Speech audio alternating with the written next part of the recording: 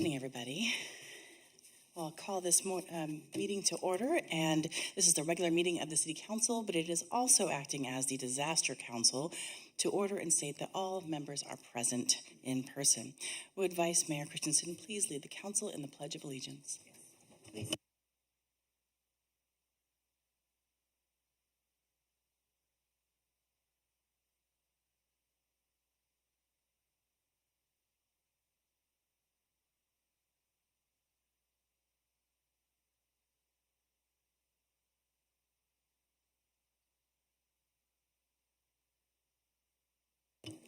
Thank you so much.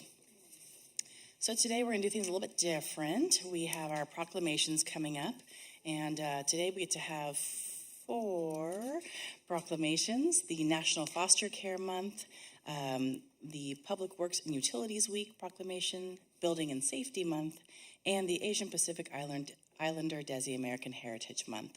So first, I am going to call up Jocelyn McCurry to the podium, and we're going to do the National Foster Care Month. After that, we'll have the Public Works and Utilities Week, read by Councilmember Pease.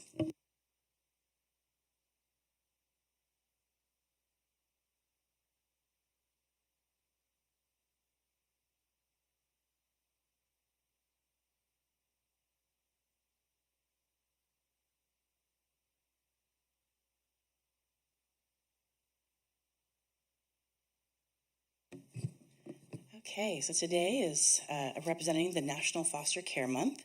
The City of San Luis Obispo recognizes the importance of providing children safe, healthy, and loving homes when they are unable to remain in the home of their biological family.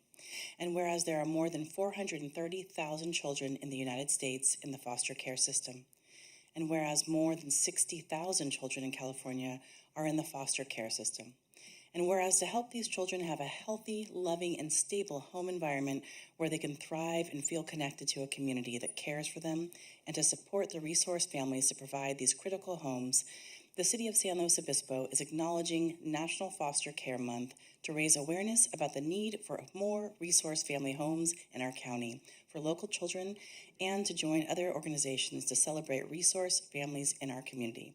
And whereas this effort, along with similar celebrations in all 50 states and the District of Columbia, will offer children the chance to live with healthy, loving, and stable resource families when they cannot live with their birth families, and encourage other dedicated individuals to make a powerful difference in the lives of a child through resource family care.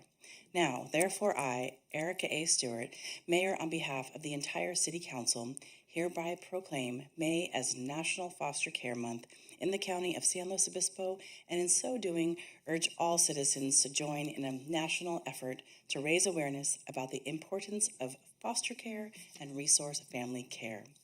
Jocelyn, would you like to say a few words? Thank you. I just wanted to give a quick thank you to the City of San Luis Obispo for allowing us to bring awareness to this very real problem in our county. And I think we're going to play a quick video. Thank you, guys.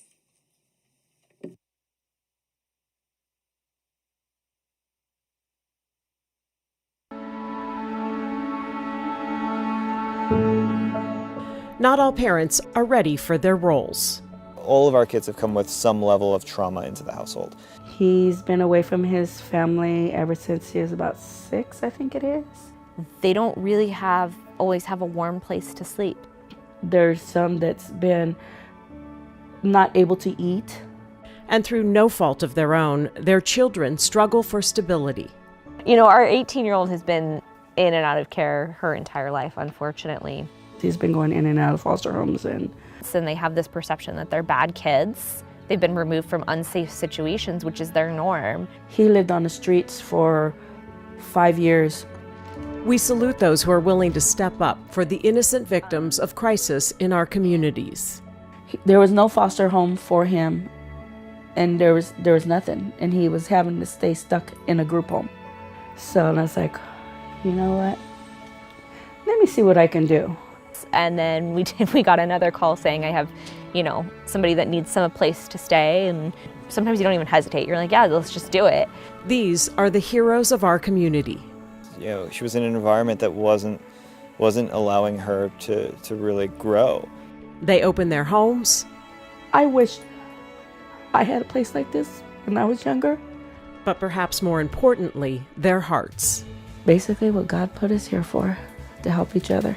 They are not perfect. You know, it's Leave a giant mess of slime everywhere. She's obsessed with making slime right now, so all of our like cereal bowls are either full of cereal milk or slime right now. But they are game changers in the lives of children in our county. They had to come home with their books, and they were sitting there doing their homework. If they didn't have homework, I want to know why. And in the makeup of our community. as foster parents, if you're looking at taking in a teenager, that really gives you that opportunity to help shape those last couple of years and really set someone up for a truly successful life. We celebrate them for taking on difficult roles. Big time. I still have one that I'm working with that just goes up and down, up and down. That are, in some ways, simple ones. I think that's been one of the most helpful things, especially with our 13-year-old, is really validating for her, you are human, you are gonna make mistakes, you're gonna fall down, but we're here to help pick you up. They provide the things too many of us take for granted. They should be able to see fresh food come in. That food should be there for them. A lot of people think that these kids need to be fixed, and they don't need to be fixed. They just need to be seen, and they need to feel that there is somebody there for them.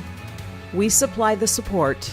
Do some of the training courses, be involved in the foster community, because there's a lot of resources that are out there if you ask for them. The department, especially San Luis Obispo County, is trying very hard to set everybody up to be successful. And children in our community receive some level of what they all deserve. It doesn't matter if you're young or old. The kids just need someone to know that they're wanted. The list of things that you have to do as a foster parent is just be there for them. And we can't let the failure or the sicknesses that their parents gone through fail these kids, because they weren't asked to put on this world. And that's why we need to be here to help them. No, it's worth it, I promise. What do foster families in San Luis Obispo County look like? Kayla sleeps the most of anyone. Chloe's the best singer. Mom? Dad. Probably Mom or Colby. Cullen. Dad. No, Dad or Callie? Oh no, Callie. Callie. What do foster families look like? They look like love. Visit slowfostercare.com.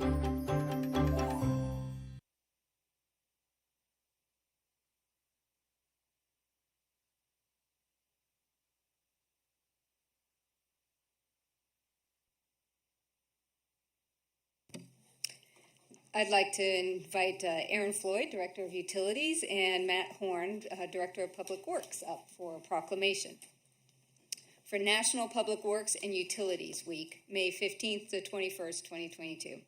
Whereas public works and utility services are of vital importance to sustainable and resilient communities and to the public health, high quality of life, and well-being of the citizens of San Luis Obispo.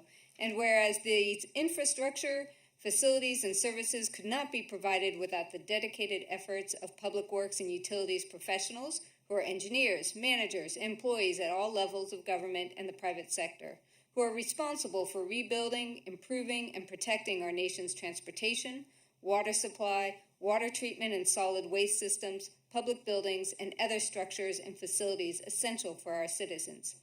And whereas it is in the public interest for the citizens, civic leaders, and children in San Luis Obispo to gain knowledge of and to maintain a progressive interest and understanding of the importance of public works and utility programs in their respective communities. And now, therefore, I, Andy Pease, council member for the city of San Luis Obispo, on behalf of Mayor Erica A. Stewart and the entire city council, do hereby proclaim the week of May 15th to 21st, 2022 as National Public Works and Utilities Week in the city of San Luis Obispo. And I call upon all citizens and civic organizations to recognize the contributions which public works and utilities officials make every day to our health, safety, comfort, and quality of life. Thank you. Thank you so much, Councilmember Pease, Madam Mayor, members of council. My name is Matt Horne, I'm the Public Works Director, and I'm pleased to be speaking on behalf of Public Works and Utilities tonight. So, I'm sure as you all know, the modern Public Works version that you see today was born of a pandemic in the 1800s, and that was largely related to water, sewer, and sanitation issues. While those issues are still an issue today, but they are diligently managed and to ensure the community's health. Our Public Works and Utilities departments manage roads and bridges, sidewalks and trees, parks and landscaped areas, water and sewer infrastructure, engineering and construction services, mobility and parking. Public Works and Utilities provide 24/7, 365-day emergency services to repair infrastructure and ensure that our services are provided to our community. We're staffed with dedicated professionals, technicians, operators. We're all committed to preserving the essential services in our infrastructure. I'd just like to highlight some key recently changed staff in the Public Works Department who dramatically, well, for a large part, work behind the scenes, but have a huge impact on our community. Brian Nelson, our Deputy Director of City Engineer, manages engineering and design construction services and transportation engineering planning programs. Brian's the responsible engineer in charge of standards for construction in the public right-of-way. Chelsea Moore and Wyatt Banker Hicks, supervising civil engineer, and Wyatt's our acting supervising civil engineer. These folks are really in responsible charge of delivering a majority of the city's projects in the capital improvement plan. These staffs are experts on purchasing policy process and getting projects done in the city. Justin Wong, our transportation planner, engineer one, he's responsible for project delivery, including the 2022 pedestrian crossing improvements. If you need a new streetlight, Justin's your guy. And he also collects traffic data, collision information, and analysis. And last but not least, Greg Cruz, Deputy Director of Maintenance Operations, manages facilities maintenance, urban forest, parks maintenance, fleet services, and streets maintenance. So if you have any maintenance needs, talk to Greg. So thank you all. With that, I'd like to thank council for the recognition and support. And Farmers Market, Thursday, lots of big equipment. Bring your kids down. It'll be a good time. Thank you so much.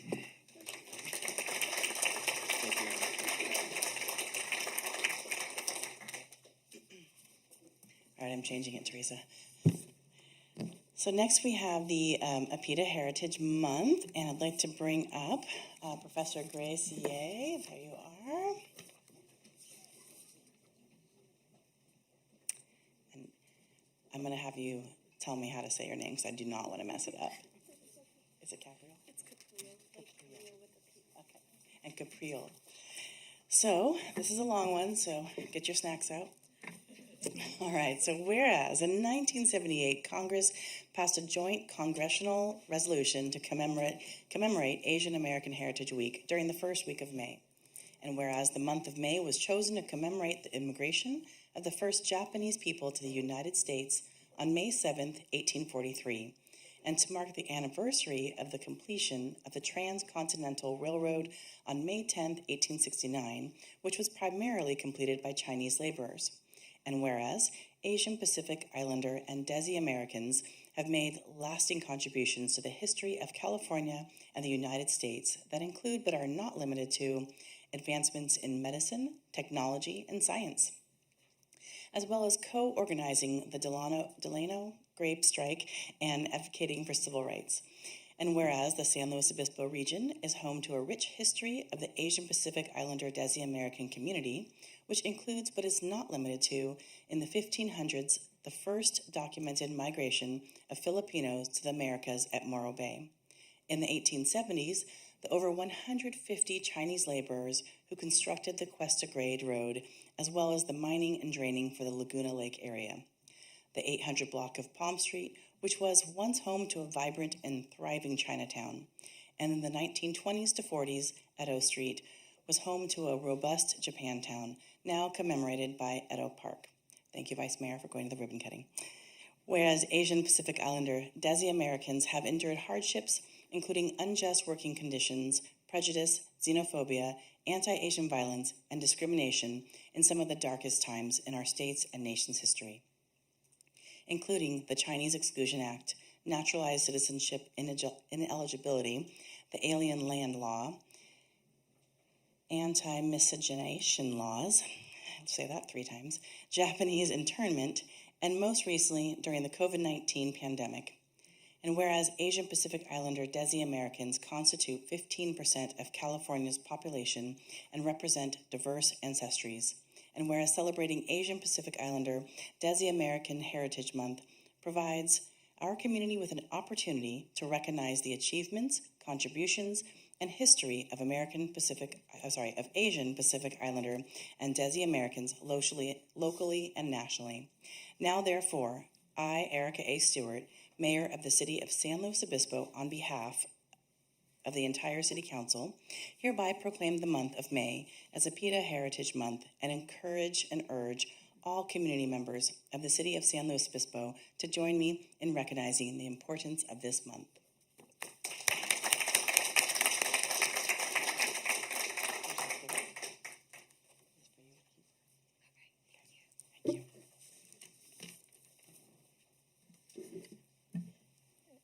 I don't know if it was mentioned, but I'm Dr. Grace Ye, and I'm faculty in ethnic studies, teaching Asian American studies at Cal Poly.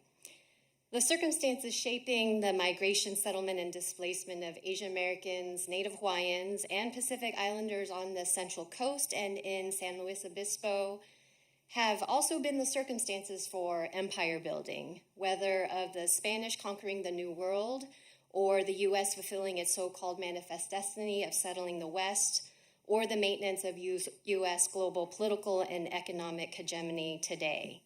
The first Filipinos who set foot at Morro Bay in 1587 were a part of Spanish exploration of California and Indian coast, pressed into service on Spanish galleons after Spain colonized the Philippines. In the 19th century, the Chinese, who had limited economic options due to discriminatory laws and practices, were recruited to help build the local railway. Throughout the U.S., the railway system helped facilitate the displacement of Native Americans and white settlement of indigenous lands.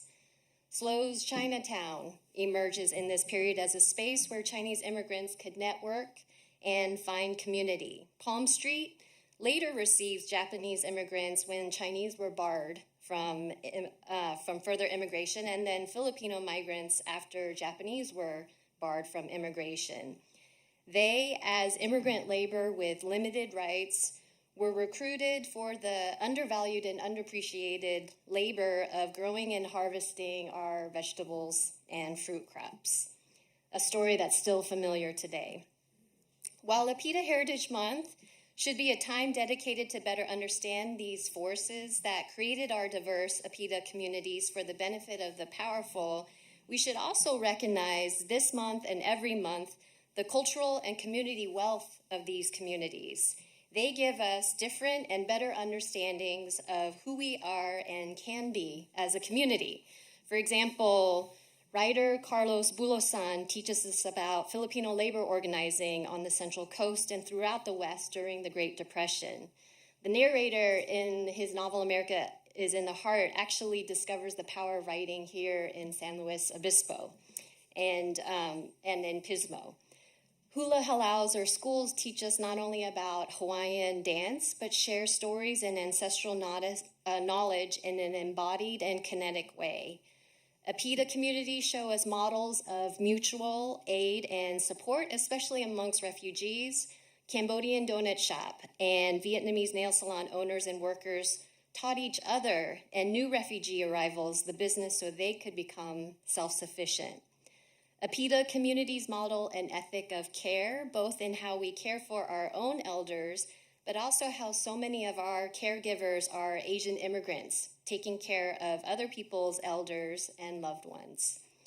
We can learn from Apita communities other forms of spirituality and understanding the good in one another, from the Slow Buddhist temple in Avila Beach to the Mosque of Nazarene right here near us.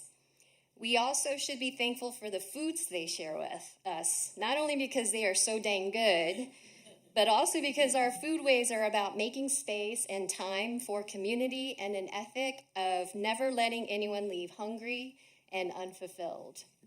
Thank you, Mayor Stewart, Bea Macacao, the City of SLO, for affirming the importance of remembering and celebrating our Apita communities with this proclamation. And Capriol would like to say a few words. Hello, everyone. My name is Capriol Coe. I use she, hers pronouns. I am the coordinator of the Multicultural Center at Cal Poly. So I have written a few words. With a population of 2,960, Cal Poly Asian Pacific Islander Desi American students make up more than half of the entire population of Asian residents in SLO. The population of Asian residents in SLO alone is 2,570, and it's important to note that these numbers don't even touch the multiracial students and residents. At a predominantly white campus, we come across many spaces that will ignore or try to repress our identities. However, what I have found so powerful in my time at Cal Poly is the work that is done to make space for celebration and amplification of Apita identities by our students. Especially over the past few years, as our Apita community has been racially targeted, our students have carried the weight and the exhaustion of collective concern and grief while working through our unrelenting quarter system. From being an Apita student myself to now the Multicultural Center coordinator, I have been able to create spaces for myself and my community that I could have only dreamed of when I first came to SLO. In fact, this year, we are holding State of Apita, which is a panel of faculty and students that critically discuss their experiences as Apita people in Cal Poly and other spaces.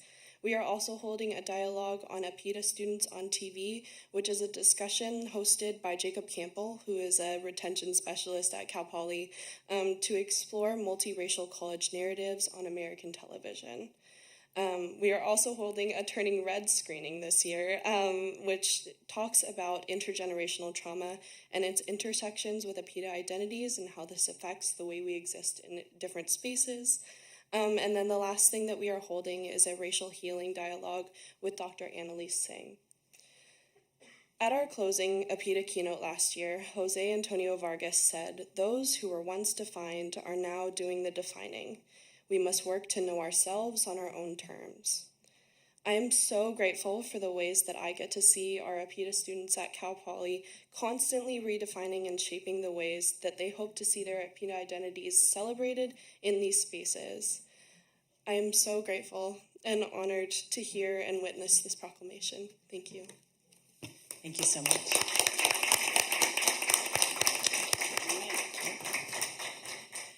And then the final proclamation of the evening will be presented by Vice Mayor Christensen, Building and Safety Month, and Roger Maggio, I believe, will be, thank you, accepting.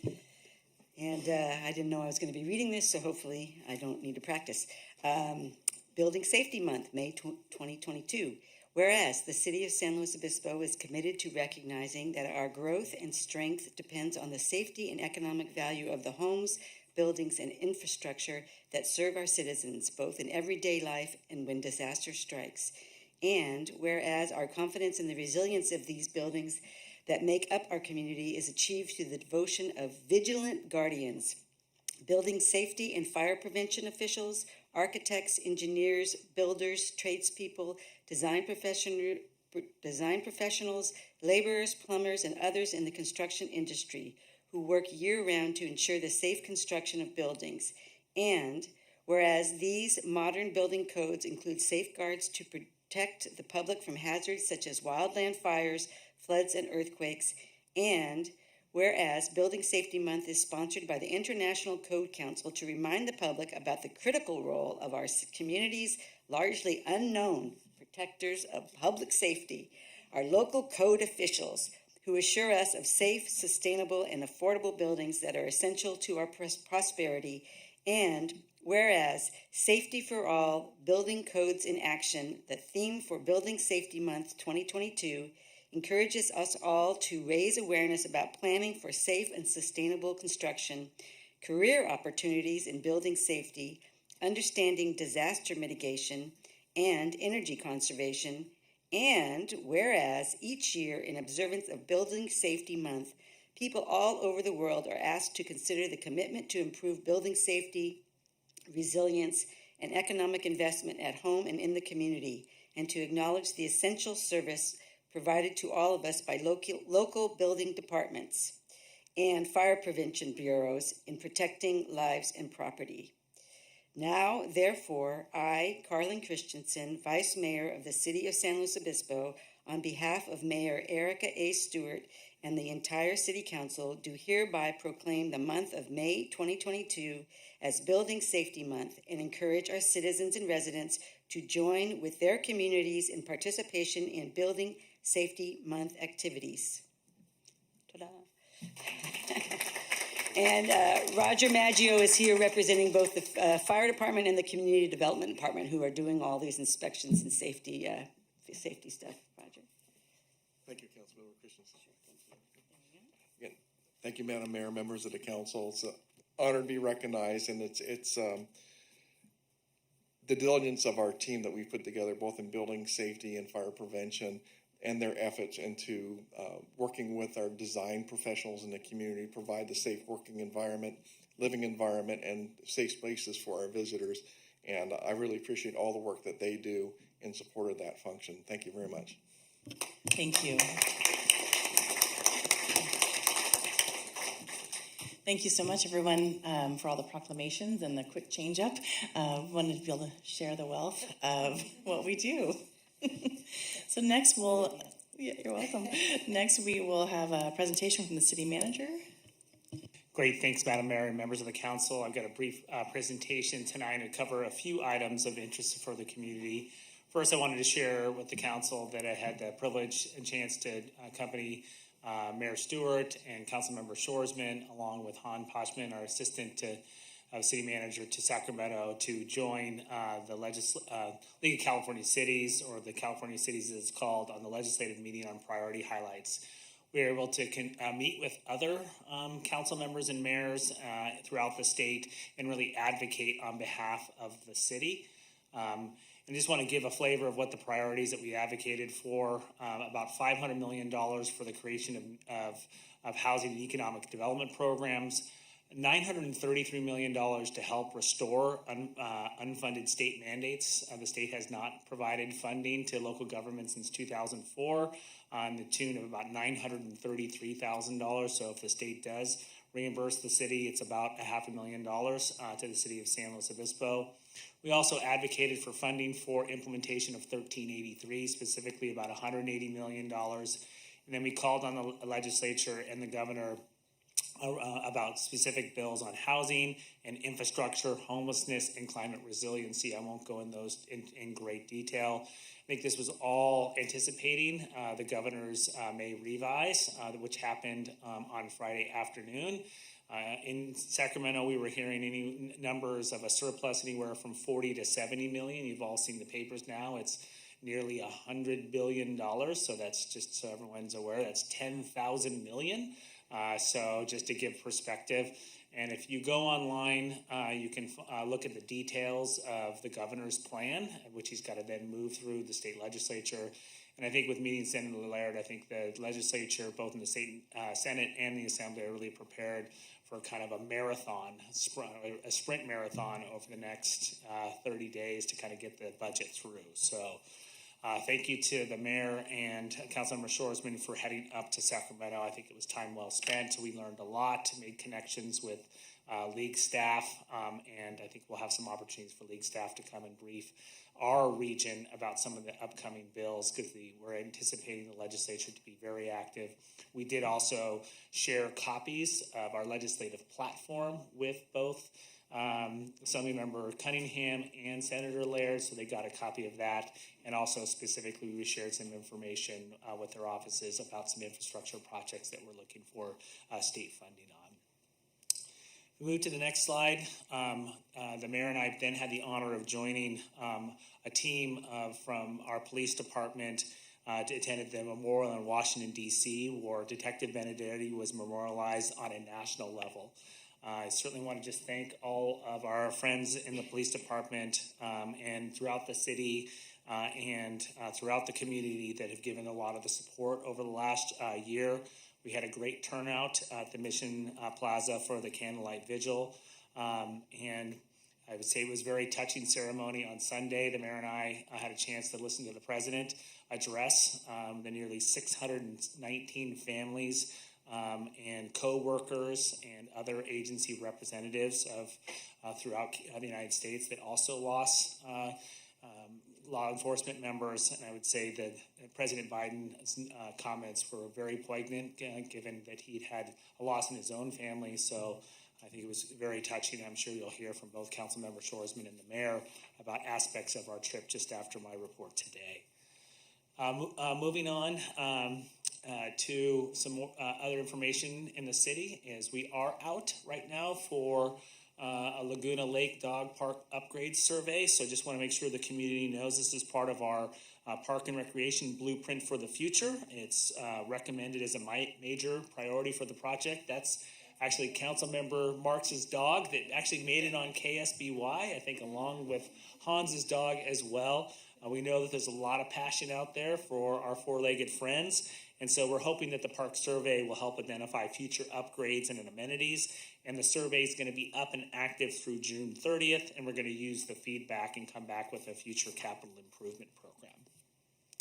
We're not done seeking input. As we move to the next slide, we've got a public workshop scheduled for May the 26th at 5:30 on draft outdoor dining guides and survey, and so otherwise known as parklets is how people now know them. And so business owners and the community members are invited to provide their input to the city, and we've provided a draft document out there.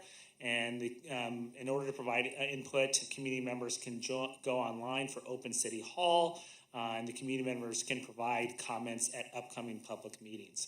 The purpose of the workshop is really to outline the proposed permanent program, the details of that program, how people would apply, and so again, that meeting is on Thursday, May the 26th from 5:30 to 6:30 over at the City County Library Community Room, which is great to see it's being actively used again.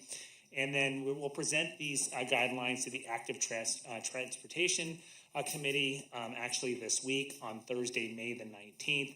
And the City Council is expected to hear them on July the 5th and then again on July the 19th. So moving forward, just want to share with the council update on our supplemental budget. It is literally, we're working through the details right now. And so Brigitte and her team are putting together the budget that will be heard by the council on June the 7th. We're planning to release the proposed supplemental budget on May the 24th. The great news is we have a balanced budget. It has taken a lot of work, and you will note that since we've presented the mid-year back on February 15th, there's been a tremendous amount of new news. The land war in Europe, continued strains in the supply side, challenges in the labor market, and recent Fed action. And so we're trying to sift through all that and make reasonable recommendations to the City Council about next year, and then we're providing a 5-year forecast. We are balanced over the next few years. We are seeing some pretty significant increases in our capital improvement bids that are coming in, and so we're likely going to have to come forward with some suggested and recommended changes on the CIP just to make that balance as well. Moving down to other announcements, we have a couple grant programs out there. We have the Arts and Culture Recovery Grant. It's offered to local nonprofits and culture organizations. 15 organizational grants up to $5,000 each, and applications are due by June the 15th. And the Cultural Grants and Aid Program, the funding amount is fixed at $4,000 per application, and then the program will be discontinued once the funding is exhausted, and this is part of our recovery effort. And then grants applications may be considered for bonus funding up to additional $1,000 based upon both inclusion and sustainability practices. And so we're trying to incentivize consistency with our major city goals. Just a quick side note, both Bea and our rest of our team are in the process of rebranding a lot of our grant programs, because we have a lot of grant programs that are called Grants and Aid. And so now we have arts and culture, we've got DEI, we've got economic grants, and we've got, in community services grants and human services grants. So we're in the process of rebranding those so we have some clarity moving forward. I wanted to just invite Captain Mickle up as we move over to the next slide to talk a little bit, because there has been some questions about specifically when we have incidents in the community, what are the grounds for a citizen's arrest, specifically if someone sees something not in the presence of an officer, and why we can't arrest, and what options are available for the community, and so we can provide that clarification for everyone. So with that, I'll turn it over to Captain Mickle. Mayor, City Council members, thank you for having me. I was asked to talk a little bit about this because this is actually, before I start, let me just publicly show our gratitude and thank you from our police department, from our heart, that you and our city manager were able to go out to Washington, D.C. and pay our respects, and to do that, I know from everybody in the department, they're super grateful, and so thank you. But before I get too off track here, so we get a lot of questions about this. I think it's really important to educate a little bit about what we can and can't do as a police department as we go out. So there's 3 or 4 crimes that are happening that we're involved in. You have felonies, misdemeanors, and infractions. Sorry, 3. And really, the only ones that we can deal with that happen outside of our presence are felonies. So when we're called by a citizen that says that something has happened that's a misdemeanor or infraction, and we show up, unless somebody is willing to be a victim, we can't do anything about it. So that's an important message that we want to get out to our community, especially for the misdemeanors, that if we show up and a misdemeanor has occurred, and I can give you some examples of what that would be. Misdemeanors are some things such as petty theft, drunk in public, prostitution, just to kind of give you a wide breadth of what these might be. But these are things that if they're not happening in our presence, we need to have somebody actually be a victim of them. Another good example. Can you just clarify? You don't mean you need someone to be a victim. Could you share a little bit more of that? Yes, absolutely. Well, you have to be present as a citizen and sign what they call a private person's arrest, saying you observed the crime. So that's good. You can either be a victim or an observation, but technically observing the crime, you're a victim. So we want to acknowledge that also. But when it comes to infractions, that could be anything from vehicle code violations such as speeding, tailgating, those types of things. Or we get a lot in urinating or defecating in public. These are things that even when we show up and you want to say, I saw it, we then still can't do anything about it. We actually have to personally witness this action. So it's very disappointing for our citizens when we come out and we tell them we can't do anything. We'll go out, we'll find the person, and we'll do what we can do, identify them, try to work with them. Because usually if they're doing some of these things, they might need other services from us.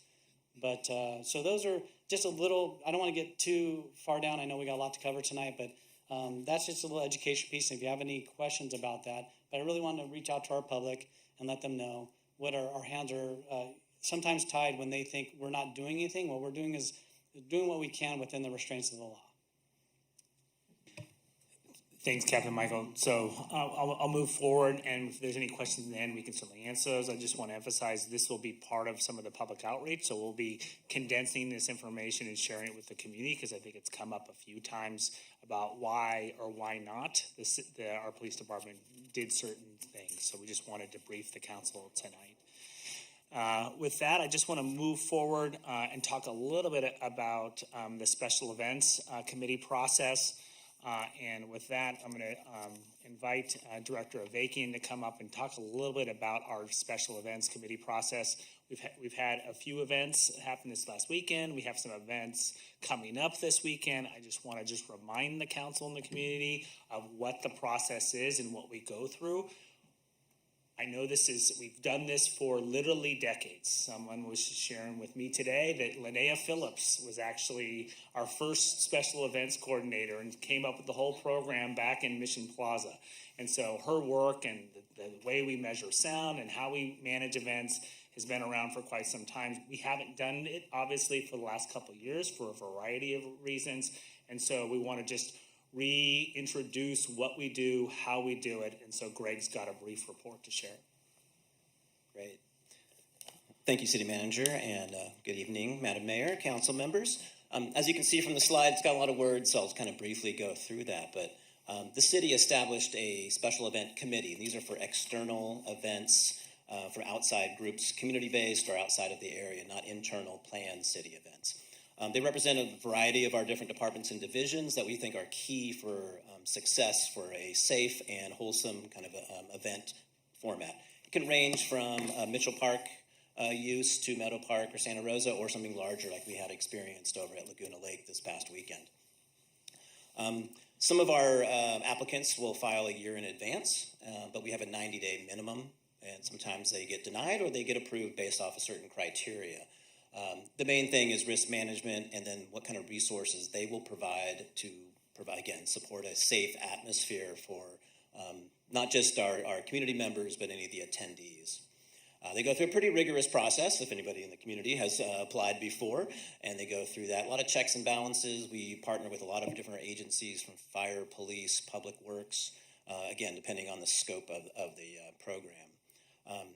In relation to this event that we probably referring to mostly, the Shebang Musical Festival, there was a sound ordinance that is also dictated within our special event permit process on a decibel level. We had staff involved from the very beginning of the event and checking on that, and they did fall within all our current guidelines, and that I think was our challenge this past weekend. Was the festival organizers were extremely working well with our police department, our parks maintenance, as well as our city staff. And we were trying to monitor it the best we could through that process. But at this time, all existing municipal codes were followed, and there was no major issues beyond what was reported from our community. And I'm happy, again, to field any questions you might have. Maybe we can take some questions at the end. Well, thanks, Greg, for that. Thank you very much. I want to just move through just a couple other items for the council. We did receive over the weekend some reports about a creek fire at Mariposa and Chuparosa, and so I'm going to invite Assistant City Manager Shelley Stanley to come up a little bit and talk about what we're doing. This will relate a little bit to some of our items coming up later with James Bladler. We've got a new position to manage some of the stuff, so we want to share with the community what we're going to be doing to do some active vegetation management and what the path is forward. Sure. Thank you, City Manager Johnson, and good evening, Mayor and Council members. We did have a fire last week that occurred late in the evening or early in the morning, depending upon how you want to look at it, and it was adjacent to the Bob Jones Trail and the creek and the neighborhood at Mariposa. And really, we wanted to emphasize for you, and our fire staff did in communications with the neighborhood, just what we do to prepare and during an event. And so obviously fire was the primary responder to this incident, and they did significant tactical work to respond to the incident. And it's one of those locations where they pre-plan. So surrounding the city, our open space, our hills, different peaks, they develop plans for how would we respond, how would we fight a fire if it occurred in this location. And in this instance, they used two different approaches, both from the creek side and the neighborhood. And that hasn't happened in that neighborhood that frequently, where they've actually had to go through somebody's backyard. And they actually were assessing the situation throughout to see if they were going to have to impact and use water, and they did indeed need to do so that evening. So throughout the incident, there was personnel on the ground using hand tools. There was a spotter. There was all sorts of things going on that in many instances, the neighborhood couldn't see because they were happening closer to the fire. And we also had a contingency plan. As you can imagine, our fire department doesn't just plan for fire, they actually have a contingency plan when they're fighting a fire. And so they had added resources that they had brought in to help defend homes should the fire spread. And so that was going on as well. And then they were assessing the conditions in the field. So that's what they did to respond to it. I'm sure it was incredibly scary to the residents of that neighborhood, particularly because that also happened the same evening that a significant incident was going on in Laguna, and homes were lost. And so we did get more correspondence about that incident than we typically do. With the next slide, I did want to just highlight for you this type of emergency preparedness. James Bladler is going to be leading all kinds of efforts in the future for this, and we're so lucky to have him in his new position. But we really work together across departments to prepare for emergencies. I know you saw that for the past 2 years, focused on the pandemic, but in particular with firefighting, we do have an interdepartmental team that will be meeting to discuss this incident, post-incident, and what we can do to continue to prepare for fire season in our community. So lots of staff will be meeting to talk about that, and as I mentioned, James will be providing future information and communications to the council and the community about emergency preparedness. What we're going to be focusing on and getting back to the community on is fuel reduction. You have 3 different departments who focus on fuel reduction. You have Ranger Services and Parks and Recreation, you have the fire department itself, and then you have in natural resources, we use CCCs to do that. So there are multiple avenues in which we're trying to reduce our fuel and of course balance the impacts of that fuel reduction on our natural resources. And then we continue, and this larger group does need to meet because there's significant risk reduction that needs to be addressed. And there's a lot of different balances we must make when reducing those risks because we are dealing with people camping in the creek in that particular area. And so we have to look at our existing policies and what we can do and how we can provide services to individuals as we request that they leave that area. And lastly, once we've assessed the situation, we'll be communicating more on this. As with the drought, this is one of those issues that we know the community would like to hear more about. And so as staff, we just want to make sure we're all speaking from the same sheet of music this week, and then we'll be getting back to the community as well as yourselves with more information about our plan to reduce fuel. We've got lots of plans in place, but we want to make sure we capture all that information in one place. And we hope that the community knows that we concentrate on emergency preparedness throughout the city each and every day, and we are committed to continuing to be as safe as possible, healthy, prepared, and resilient. So with that, if you have questions later, I can jump up. Thanks, Shelley. We'll wrap this up here in just a minute. And so I'll just close with an invitation to the community. The mayor and I will be hosting a community meeting over at the City County Library Community Room on May the 25th from 6 to 7 p.m. It is the state of the city. We shared a video last time, and we posted that online. We hope to see many of you there. It is really just an opportunity to learn about what has happened in 2020, 2021, and 2022. And then from there, we take the state of the city on the road, so to speak. We meet with city departments, public safety, down at the courtyard and here at City Hall. It's just a really way to level set all the accomplishments and then the path ahead. So with that, Madam Mayor, includes my city manager report. Thank you for the extra time tonight. I know there's a lot to cover because there's a lot of email and communication traffic over the weekend, and we're happy to answer any questions. Thank you. Before I ask any questions, anything from my colleagues? Any questions? Councilmember Shoresman? Yeah, just one question about the slides about related to fire. I don't know if Shelley wants to answer this or somebody else, but that particular area by Chuparosa and Mariposa, is that an area that is where the fire occurred? Is that an area where camping has occurred on city property, or is that private property? Because I know that's been an issue with camping before. My answer is going to be it depends. So it's happened on both city-owned property as well as private property. Yeah, and it's we have it mapped, and there's significant private property adjacent to the homes and significant city-owned property. Thank you. Councilmember Pease. Thank you for all that information, really terrific. In terms of the citizen's arrest, I think you're right that is an area that we do need more information. Is that already up on a website somewhere, or is that being developed in terms of communication? Just, I think the general public, me, myself included, wouldn't know which is a misdemeanor, which is an infraction, et cetera, so. We're finding that we need to develop something, and we'll get something put up on our frequently asked questions, part of our police website. Perfect, thanks. And it was just sidebarring with the city attorney, and we encourage people to call regardless. And so I would say one of the sessions that both the mayor and Councilmember Shoresman and I attended from a just recently retired district attorney was, we need people to be victims and witnesses. And so there are lots of crimes that occur, and if they don't have victims and witnesses, then it's really difficult for them to do things about it. Yes, correct. And so to make a citizen complaint. Thank you. And I just wanted to kind of add on to officially say, of course, on the record, that I attended the League of Cities conference and the National Police Memorial on the city dime. So just thought I'd make sure to put that out there.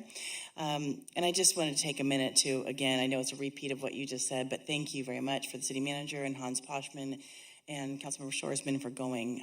Being able to take that time to advocate for what our cities need to the senator, and unfortunately, we didn't get to see Assembly Member Cunningham. He was actually in D.C. while we were in Sacramento, and when we went to D.C., he was in Sacramento. But and also to be able to talk to the staffers at Congressman Carvajal's office. I mean, this is what we need to do, is tell them what we need, and that has been how we've received money for ARPA, for example, and just see that this is going to be a continual, I wouldn't say lobbying, but advocating need.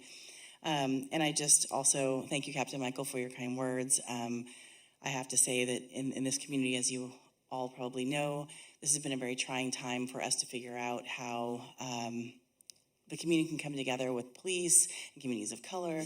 And this was one time we could take all the agendas and put it aside and say, this is about a person that was a team member of ours. And in 70 years, we haven't seen a fallen officer on the line of duty. And so I just... there were people that came to the National Police Memorial year after year after year to put new people on that wall. And so for us to put our first one was very touching and very difficult, so very emotional. So thank you very much to everyone who went, and thank you to the community who came out to the candlelight vigil also on Tuesday. And it was good to be able to spend the time actually at the state to be able to see the police memorial and see Detective Benedetti's name on the state memorial as well. So with that, I will move forward to the FEMA Emergency Management Institute training.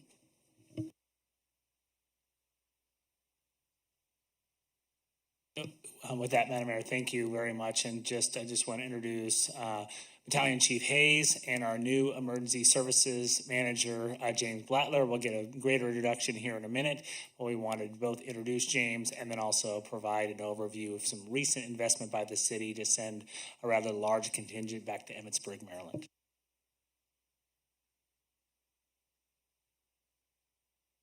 Go ahead and press your button.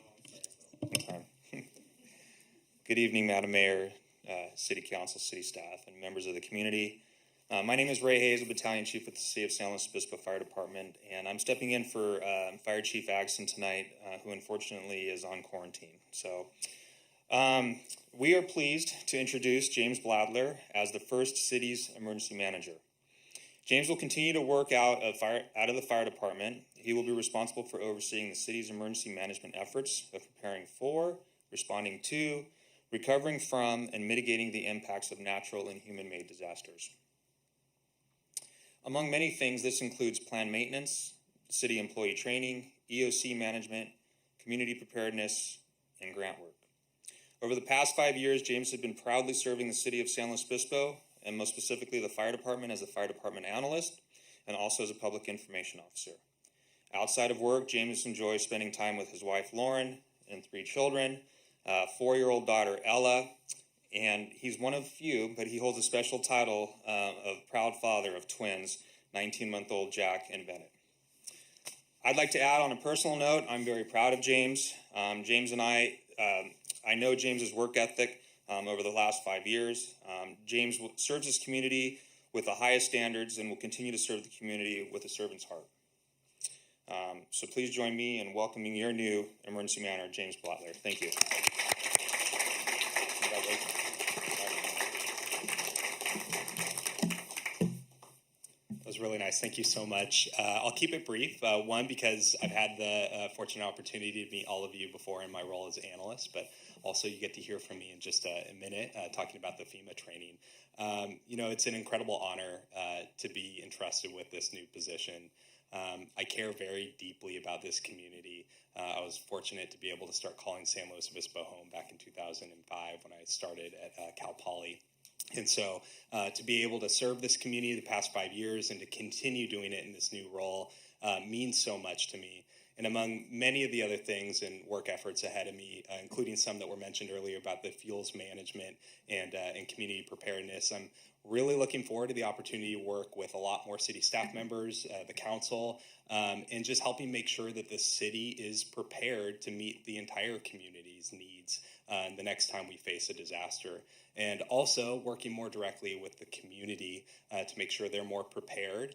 And that way, when the next disaster hits, they don't need us as much. So really looking forward to all those work efforts. And I can't tell you how grateful I am to fill this role. And thank you to city leadership for entrusting me as well.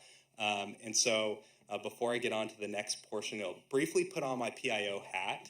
And I wanted to make sure we plugged our career fair that we're holding, our emergency services career fair at Fire Station 1 on May 23rd, which is going to be from 3:30 to 7 p.m. And we're really excited about this. It's a county-wide emergency services job fair, but it's a really important part of our effort to increase the diversity in our department and really planting that seed at the younger level and getting people who may not have traditionally thought about the emergency services, fire service, or law enforcement. Ranger services will be out there, emergency management, and EMS, and start thinking about it early so that way, when they graduate high school, or maybe if they're already in college, they can really start moving that direction. And we're hopes that planting that seed will lead to a much more diverse department in the future. So with that, I'll move over to my presentation. Thank you so much.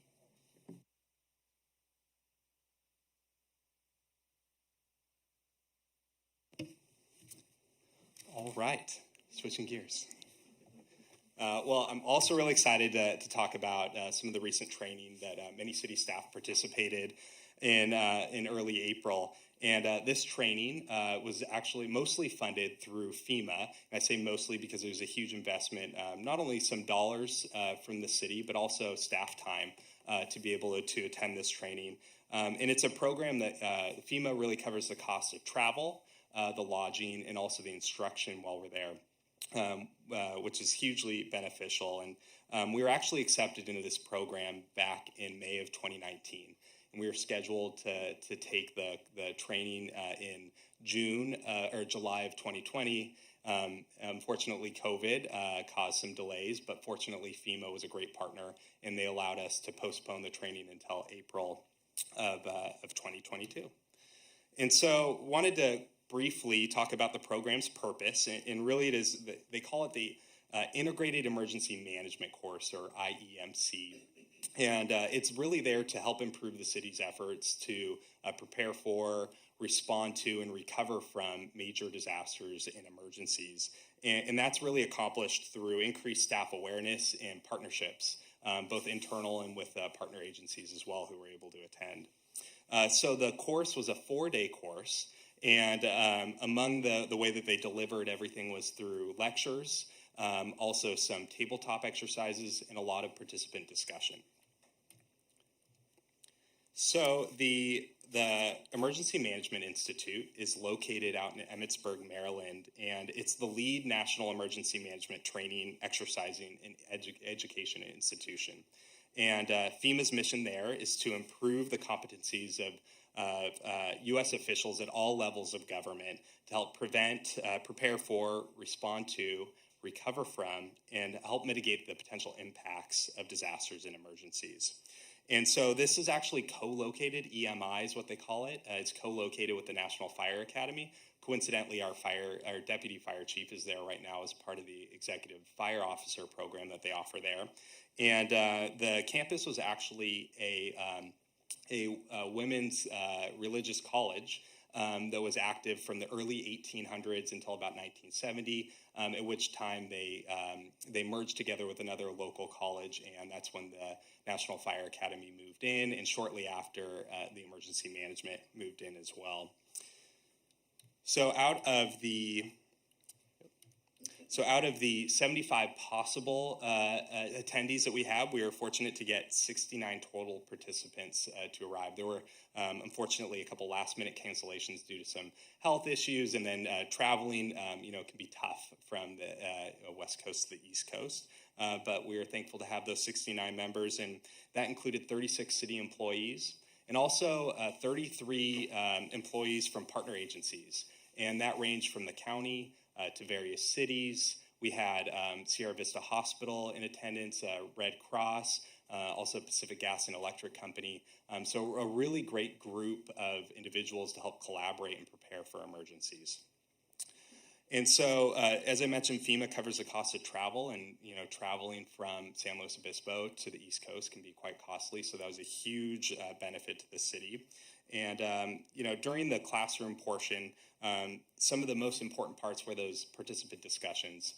So the presentation of the materials is really from a FEMA standpoint, and it's really great information to know. But what was really beneficial is bringing the past experiences from the participants to be able to talk about how it applies to the local level and what it means to us, and just real world examples on what we can expect. So there was a great value in the discussion portion. We also had some tabletop exercises that were discussion based, but they were great exercises to help get our minds really headed towards the direction of preparedness. So one was a Amtrak derailment located in the city, and so meeting the needs of a multiple casualty incident that's highly disruptive and impactful to the city, and tragic as well. And the other was more recovery focused. So looking ahead, like 30 days after a major earthquake, what do we do as an organization to help support our community recover from a disaster like that? Additionally, we did an Eoc tour there at their facility, which is a great EOC. That was actually a little bittersweet. So traditionally, this IEMC, this management course, is very hands-on based in a exercise environment. And unfortunately, because of COVID, we weren't able to utilize the EOC because of how closely you'd have to work together. But there was still a great benefit in being able to tour a very well laid out EOC and what it looks like. So I know, when we're helping look at the new public safety center, and if the EOC is part of that, helping design that properly to meet the needs of our community. So that was a huge benefit. And finally, we were able to take the opportunity. Emmitsburg is just about a 10 minutes drive south of Gettysburg. So we were able to incorporate into the instruction a leadership portion during a tour of the battleground, and being able to learn about, the consequences of decision making during a crisis. And, it was pretty impactful to be able to be there on those grounds and see, what decisions can mean if you make right decisions, wrong decisions, and how to adapt through those as well. So that was a pretty moving day, and we're very fortunate to be able to fit that into the instruction. So some of the key takeaways that I wanted to hit is right off the bat is emergency operations plan improvements, and that's actually on the consent agenda tonight. Fortunately, the timing was really great for that, so we were able to quickly incorporate some of the learning lessons. Some of those were just some EOC staff assignment recommendations. We added to our EOC organization the Disabilities Access and Functional Needs Officer. Historically, emergency management has not met the needs of a lot of our disability access and functional needs groups. So we really wanted to make sure that got incorporated within our organization to help make sure that it's not overlooked. We're not checking a box. We really are leaning forward to help meet those needs, and it'll be an important part of my mission as emergency manager. We also added a recovery unit leader checklist. It was embedded within our recovery portion of the EOP, but we felt that, during discussions that it was important to have that as a standalone document because recovery is such a critical part of response to a disaster. So the training brought some strengths and opportunities to light. We really affirmed that we've got a great foundational knowledge base in emergency management among staff. And luckily, we've got a bunch of really motivated individuals to improve ourselves. So that was very affirmed within the training. But at the same time, we did identify ways that we can improve. Some of those areas were streamlining situational awareness during an incident and how we can achieve that, and then also providing role clarity for all levels of staff. Relationship building, I would really say that one of the greatest benefits of this training was the ability to build relationships, not only with our partner agencies, where they get to learn a lot more about how we function, we get to learn more about how they function and how those things can work together during a disaster, but also among city staff members who we haven't had the ability to have that face-to-face, in-person, meeting in the past couple of years. So having that opportunity, lots of new faces, lots of faces maybe we haven't been able to work around other than Teams meetings, which start very sharply and end abruptly. So that was very beneficial, and the ability to have those relationships fostered for an emergency really increases our ability to be able to deliver services to our community. And so, as mentioned before about the COVID challenges, the typical course delivery is very exercise-based. And so they did have to alter that because we crafted the instruction based on a COVID world. And although, things are opening up, we still had to follow a lot of regulations.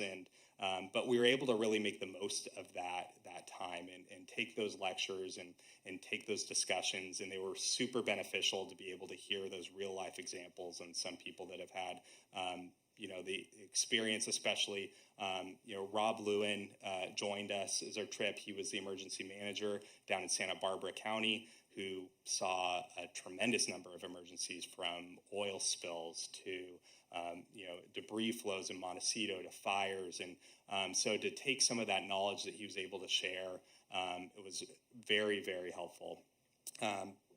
But they were challenges nonetheless. And then finally, the participant survey is going to be very helpful. We sent out a survey to everybody that attended the training, and that's going to really help guide not only our ways that we can improve on our delivery on response to emergencies, but it'll also help guide the training program that I plan on laying out over the next several years. So really looking forward to diving in and getting into the details of that survey and taking those learning lessons. So with that, I will turn it back over to see if you have any questions or comments. Thank you so much for your time.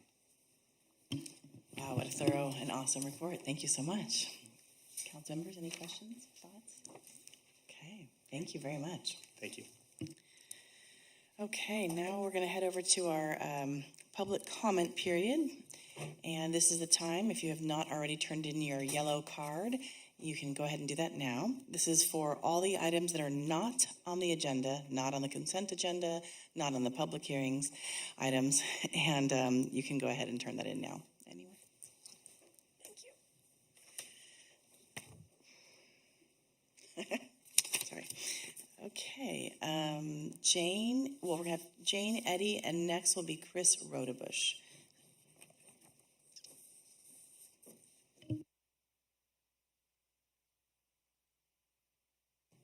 Hi. Yes, thank you.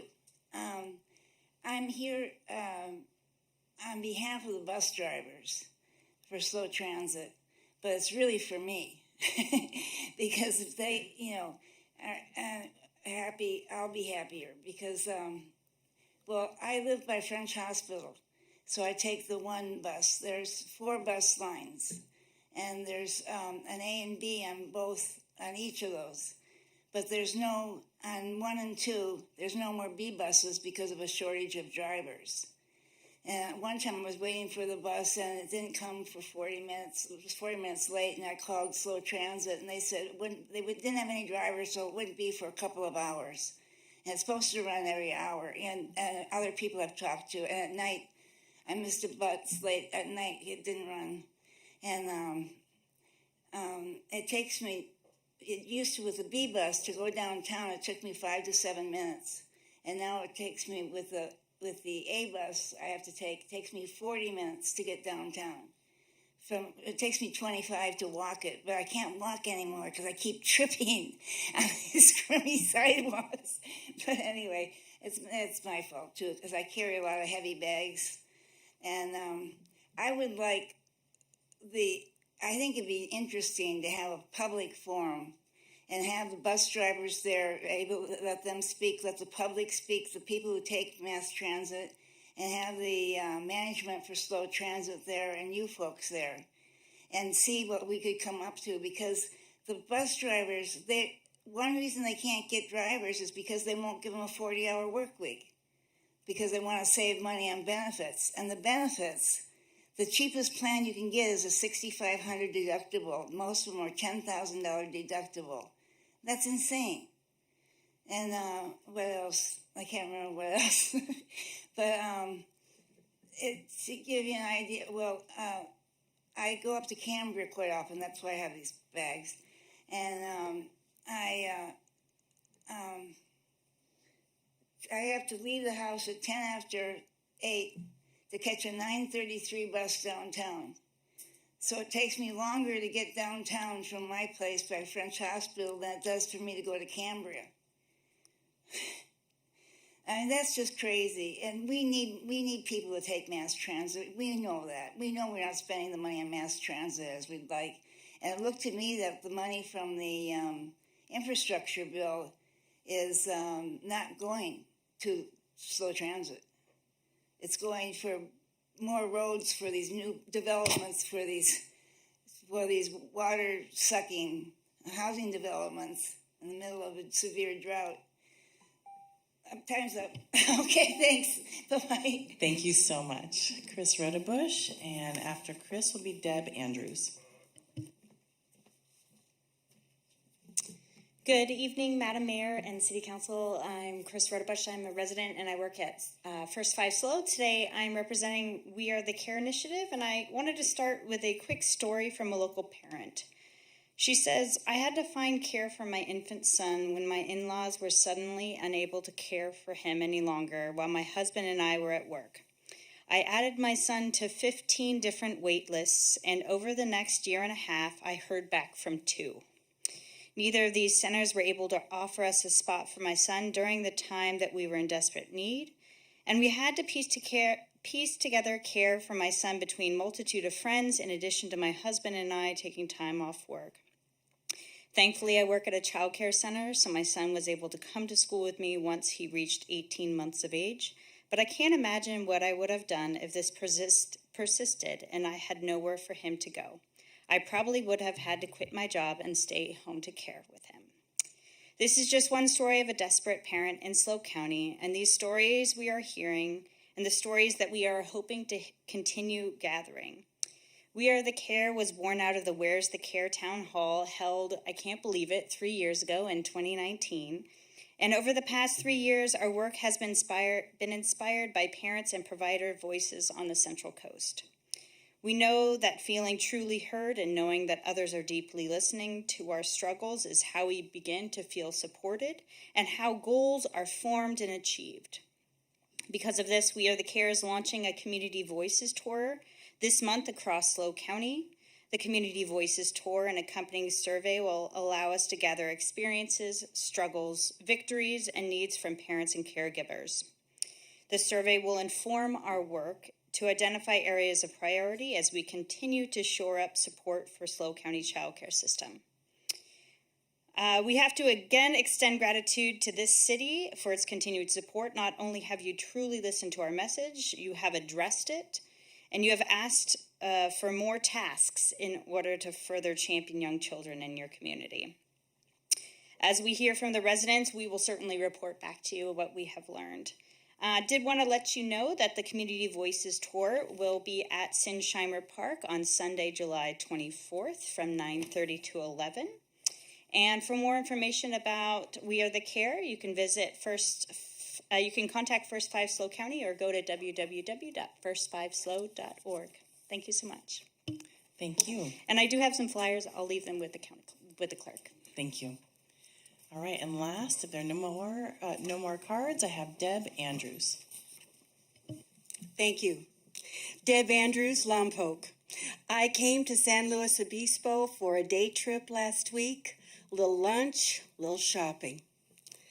Though I have traveled extensively, I wasn't prepared for what met me in San Luis. In 1958, I stood on the steps of Batista's palace in Habana, Cuba, when Castro was fighting in the hills. So you have some expectations and cautions. 1978, I was in Budapest. Again, expectations, cautions, no shock and awe. Got out of there, got my passport back. Numerous trips to Europe for education conferences and training. But nothing prepared me for the shock of what happened in San Luis Obispo. Got back to my car. I needed to be back at the parking meter a little before 4 o'clock. You know how that goes? It was a little after 4 o'clock when I got back to my car. Unfortunately, I didn't get a little note from the Chamber of Commerce. I did get a ticket from San Luis Police Department, which was not unexpected. What was shocking was this fine was for $40, 40.00. I have never seen anything like that. The citation number is 379-32993, and the officer is 17300. A $40 parking fine for being a few minutes late back to my car. All over the world, communism, war-torn, European Vienna, expensive, never seen anything like that. So you stand alone. I hope you can do something about that so other people don't experience that when they visit San Luis Obispo. Thank you so much. Are there any other cards, City Clerk? Okay. Would you like to respond to any of our public commenters around the buses or childcare or appealing parking ticket? Yeah. Madam Mayor, members of the council, we are in the process of negotiating our first transit agreement, and I know that there's been some adjustments in the contract to provide more compensation to drivers to be able to provide them a living wage so that they can, service our community. I think there is a driver shortage nationally, regionally, and then here in the city of San Luis Obispo, and it's a variety of factors, everything from I would say compaction on wages throughout the job market to just the inability to get licensed and trained as a bus driver because there was no training during 2 years during COVID. So I know the industry is aware of it. They're trying to address it, and we hope to remedy some of that as part of our negotiations. We're also concurrently negotiating with Cal Poly as a partner since they have a need for existing and future service, and we're in active negotiations with them and hope to bring back a contract at some point in the future. And we hope that we can continue to make progress on both headway and duration of time for our bus service. We were very successful. We did receive about $12 million in grant funding. It is one-time grant funding. So largely those dollars are being allocated to replacement of aging buses and infrastructure so we can be prepared to meet state emission requirements. And we anticipate that over the long term, these investments will or should reduce our operating costs to the extent that we'll be able to have a better experience for the community and really open up service opportunities that we really haven't enjoyed in the past. With respect to childcare, we are certainly happy to be a partner with First Five. As you know, we were partners with them in funding a study a few years ago. I recently had a chance to meet with Wendy Wendt. We're looking forward to finishing up that study. So we've got some concrete actions of what we can do as a city, and perhaps this study can be delivered to the City Council. We funded that back in 2019, and we hope to bring that forward to the City Council so we can make some investments and we decide what we want to do with our major city goal work program in 23 and 25. With respect to parking citations, we have a process. It's available online, and to appeal a parking citation, we have an online form if it's done within 21 days. And we do have Mr. Hussey, our parking manager, who's here tonight in the back row. He'd be certainly happy to meet with you and talk a little bit about the process for appealing a parking citation. And certainly we do and our parking program is designed for a few reasons. One is on the streets in particular, they're designed for turnover. We're trying to get people to turn over so we can have a stream of parkers throughout the day. And so it's designed and limited for 2 hours, and we require an on-street parking is more expensive because we're trying to encourage people to park in the parking lots where there is essentially no parking restrictions. And so being sensitive to that, certainly want to invite you to talk to Mr. Hussey and fill out the online form, which you can appeal that citation.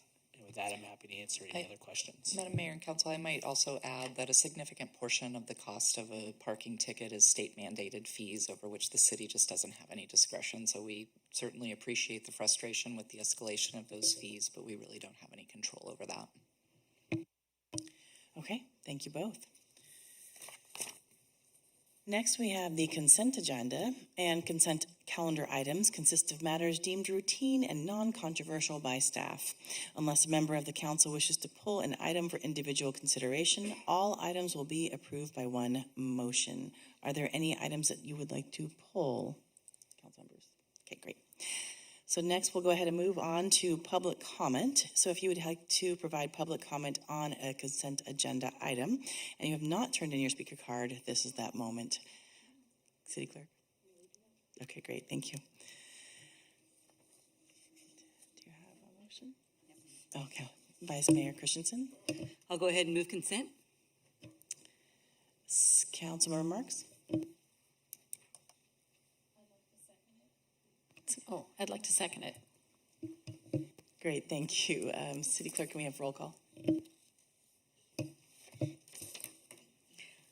Vice Mayor Christensen? Yes. Councilmember Marks? Yes. Councilmember Pease? Yes. Councilmember Shoresman? Yes. Mayor Stewart? Yes, motion passes. Thank you, everybody. Yes. I always think about all of our consent items and think about all the work that it takes behind the scenes that the general community doesn't get to really see and understand, but hopefully you spend some time reading them on your free time. So we're going to go ahead and skip around a little bit on the agenda. I'd like to take 6D as in David first because it will be a very quick item and we have a guest here. So let's go ahead and move forward to authorize an MOU between the city and Cal Poly to establish collaborative efforts to advance diversity, equity, and inclusion initiatives within the city. And before we get started, just wanted to make sure that everyone knows that I work at Cal Poly, but in this case, I will gain nothing by this MOU if it was to pass. So I will be staying in on this conversation. And Greg Herman, are you joining? No? Okay. All right, so Bea Makikau. Good evening, Madam Mayor, members of the council. My name is Bea Makikau. I'm our Diversity, Equity, and Inclusion Manager. I am thrilled to be joined by our Interim Vice President for Diversity and Equity at Cal Poly and Chief Diversity Officer. Before I enter the staff presentation, I also want to acknowledge that I have a non-disqualifying interest, which I am disclosing for the record pursuant to the Political Reform Act and Government 1090, and ask that the clerk note the interest in the minutes of the meeting. Thank you. And If you could just state for the record what that interest is. Yes, my partner works at Cal Poly for a department that does not directly benefit or is directly related to the Office of University Diversity and Inclusion, which is going to be discussed today. Thank you. Okay, so I'd like to begin with the recommendation of staff is to authorize the mayor to execute a memorandum of understanding between Cal Poly's Office of University Diversity and Inclusion and the City of San Luis Obispo regarding the establishment of collaborative efforts to advance diversity, equity, and inclusion initiatives within the city. I think it's important when we talk about diversity, equity, and inclusion within our community and for the public and for council members and our staff that we ground it in what we mean when we say those words. So I just want to give brief definitions. When we talk about diversity, it's the recognition and acceptance of differences between people's social identities, which include race and ethnicity. Those are often at the forefront of the conversation, but also include gender identity, sexual orientation, ability, economic class, religion, nationality, among many other intersections. Inclusion is more than simply diversity and numerical representation. It really involves that authentic and empowered participation and a true sense of belonging within a group or structure. Equity and equality are often conflated and interchanged, so I think it's important to define those things and how they work together. I like to think about equality as our outcome, as everyone achieving the same goal or outcome. So in this case, if our goal and our outcome is so that everyone feels a sense of belonging within our community, equity is the process for how we do that. Because it recognizes historical and systemic marginalization and acknowledges that different communities require different levels of support to succeed. So that's how those two work together. And then just breaking down acronyms, because that's important, and making sure our information is accessible. BIPOC is an acronym that stands for Black, Indigenous, People of Color, which really came out of a movement of Black, Indigenous communities wanting to acknowledge that they disproportionately experience marginalization even in communities of color. And then SOGI is a more expansive term that has been developed to talk about our LGBTQ population by naming sexual orientation, gender identity, and expression, in part because LGBTQ only represents one gender identity. So by using SOGI, we can be more expansive in how we refer to that community.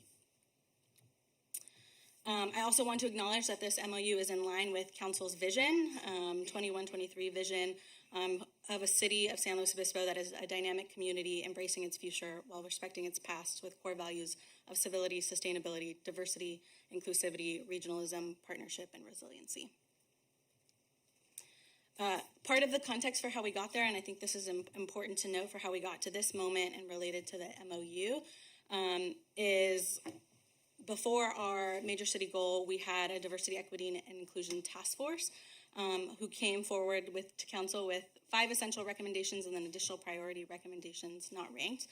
But I do want to acknowledge their work by naming that all 5 of these priority recommendations have been done and continues to be in progress, the last one being charged the Human Relations Commission with a more focus on diversity, equity, and inclusion, which is an ongoing effort. All 1 through 4 have been completed. All of their high impact recommendations have built the fundamentals of our major DEI major city goal work plan. So all of these can be referred back to in specific tasks within the major city goal work plan. Out of our diversity, equity, and inclusion task force, we had an initial round of DEI high impact grant funding. Moving forward, we will be having a dual one-time pot of DEI grant funding. This project was really to support local projects, programs, and initiatives through our local nonprofit organizations. The funding is really focused on narrowing equity gaps that have disproportionately impacted marginalized groups and enhance a sense of belonging for all people in our community. Because we didn't run one for fiscal year 22, we're running, as I mentioned, a one-time dual cycle of up to $300,000 in available funding, with that application going live in July 1st. I share all of this because I think it's important to contextualize the other efforts that we're doing within our city to advance diversity, equity, and inclusion that work collaboratively with the MOU that will be discussed. Examples of organizations that received this funding and what it brought to our community. We have Race Matters, who had a belonging series, which included exhibits within our downtown community representing our Black community. playlists that were played throughout our city and local businesses, block parties that invited all of our community to participate in the celebration of the diversity within our community. Others were programs that had been within our community for a long time, beloved programs like the Slow Film Festival, and really challenged local organizations to think about how can they diversify, create better access for their programs, and highlight BIPOC filmmakers. DEI as a major city goal, we have currently a $2.1 million budget to support diversity, equity, and inclusion initiatives. These 4 items really are the building blocks for where all of those work plans come from. And I want to just point out that this MOU is in line with each 4 of those foundational components. And it will assist us in developing and implementing strategies, programs, and policies to learn from the experts within Cal Poly on what trainings they're offering internally that we can learn from and model internally within our workplace culture. It will help us involve the community and diverse voices in program development and delivery. It is partnering with proven community providers and utilizing best practices models, and will also help us identify and track measurable results. 2 key things within the work plan that I just want to highlight that speaks specifically to this MOU and are addressed within the Memorandum of Understanding are 2.6C, 2.6F, and 2.6G. All 3 call for us to specifically build partnerships and collaborations with Cal Poly. I also want to highlight in 2.6, it names Cuesta. And while Cuesta is not named explicitly on this MOU, it does not mean that we intend to exclude Cuesta in our efforts. In fact, we actually think this will help us identify the type of infrastructure necessary for Cuesta to have a similar MOU in the future with us in building our partnerships. And with that, I'm going to pass it over to Dr. Isom to discuss efforts at Cal Poly. As you know, we too have been on a journey as a university engaging issues of diversity, equity from multiple lenses, and one of those is connecting to the broader communities around us. So we have adopted at Cal Poly a statement of diversity that states we encourage our students, faculty, and staff to seek out opportunities to engage with others who are both similar and different from them, thereby increasing their capacity for knowledge, empathy, and conscious participation in local and global communities. We've recently developed, changed even the ways in which the structure for the office that I work with, University Office for Diversity and Inclusion, is situated in the university. It is now a cabinet level position and operates with other vice presidents, both speaking into the broader mission of the university and tapping into a greater set of resources. It enables the office to work across the university, which makes it a perfect partner for engaging the city around our shared interest, the possible collaborations around initiatives and programs that we can institute. And that statement, as well as that broader goal, is clearly tied up in the language of the MOU. You also have likely heard that we have instituted the second of a campus climate survey, the CPX survey, which was done in 2019. Typically, universities operate on about a 5-year cycle, repeating these, so we're actually gearing up to start thinking about the next round for us. But one of the things that was abundantly clear in the results of this was not simply the experience of our student, staff, and faculty on campus, but their experience once they left the campus and moved into the city. They talked about the kinds of discrimination they faced. They talked about the limited sense of belonging, the limited ability to find community. Not only have we seen this kind of comment from folks who are currently on the campus, but as we recruit students, staff, and faculty, they too speak to questions around what is the city like? Where can I find community? And is there a place for me here? We see this MOU as beginning to speak to, again, shared goals, shared vision, and shared interest in the diversification and increased equity in the city and the campus. And these are just the MOUs that Cal Poly. Oh, sorry, I thought you were going to hit those, my bad. So the Cal Poly centered are specific ones. The MOU is broken up into sections where we talk about each of the responsibilities or areas that we see ourselves engaging in, seeking to format. And one is that Audi will be assigning a student intern to engage with the city's diversity office, serving as a liaison between the Office of University Diversity Inclusion on campus and the city's DEI office. That we seek to collaborate, engage in programming, trainings, workshops, education. As Dr. Makikau mentioned, Cal Poly has the benefit of having a set of resources in staff and faculty who are experts in these areas, who are already developing trainings. The opportunity for us to make some of that available, the knowledge and expertise available, is present here, and we want to assure that we can operate as good partners in those efforts. We see ourselves as also increasing the footprint for cultural art, the visible symbols of belonging, of embracing of various cultures, ways of living. And we see ourselves as also discussing the availability of shared data. On campus, we have some populations that have very small numbers. And so data in disaggregated ways can sometimes be identifiable. And so we will assure that any data that we share with the city is not something that can speak to individuals on our campus community, but can talk about the experiences and what's happening in the lives of our students, staff, and faculty when they're occupying space in the city more broadly. Thank you, Dr. Isom. And so the city commits to similar efforts to coordinate quarterly leadership meetings between the city DEI manager and the Audi representative to develop and discuss current DEI initiatives, to provide the use of city facilities at a donated or reduced fee to Cal Poly when Cal Poly offers educational programs on topics related to diversity, equity, and inclusion, which are open to the public. This is a critical effort in being able to expand the work that Cal Poly is doing and really bringing it into the community and making it accessible to our community. To fund leadership opportunities for Cal Poly students to be engaged in city process and DEI initiatives via programs like the Community Academy and Sparks Fellow Program. And to, again, discuss the sharing of anonymized data as it pertains to diverse experiences of local community and major DEI-centered city goals.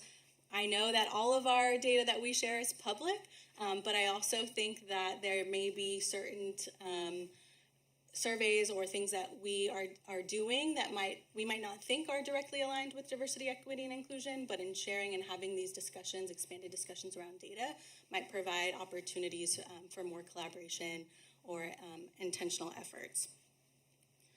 We really see this MOU as the bridging of all of these efforts, so that we are collectively unifying our diversity, equity, and inclusion initiatives within the city and also with Cal Poly. And finally, I just want to reiterate, it is the staff's recommendation to authorize the mayor to execute a memorandum of understanding between Cal Poly's Office of University Diversity and Inclusion and the City of San Luis Obispo. And that concludes the staff report. Thank you so much. Just really quickly on that CPX slide, was that alumni and city individuals included in that study or no? No, that was campus folks, but as you know, many of the student, staff, and faculty live and work within the city itself. Thank you. Councilmember Pease. Thank you so much, and thank you for the work and collaboration that goes into just getting to the point of an MOU. I know that that's an essential piece of that process. Can you clarify the Audi representative? I wasn't sure where Audi is providing a student intern to kind of a full-time professional staff level, and kind of how you see those working together. Yes, we see the student intern, an employee of the Audi office, a Cal Poly student, working to liaison around projects and programs. The Audi representative that would meet with the city manager is really about a higher level set of discussions of how can we enhance avenues of communication, shared resources, what kind of shared visions and broader plans can we institute together. And so this would be professional leadership from the Audi office. Thank you. So it's both and, so it sounds like. Correct. Okay, great. Thank you. Great, thank you. Okay, I don't see any other questions. It's that public comment time. City Clerk, do we have any public comment? Okay, great. Vice Mayor Christensen. I'll go ahead and move staff recommendation. Big surprise. Great work. Thank you. Thank you. Councilmember Shorsman. I'm really excited about this, and so I'm proud to second the motion. Wonderful. Any other discussion before we move forward? Okay, City Clerk. Vice Mayor Christensen? Yes. Councilmember Shorsman? Yes. Councilmember Marks? Yes. Councilmember Pease? Yes. Mayor Stewart? Yes, and I'm really excited that we get to continue to work together in a more formal way so that we can really move together as the city and Cal Poly so that we can, like you said, people live together here, whether they're students, staff, and faculty, and we work on this project together. So thank you so much for all of your hard work. Okay.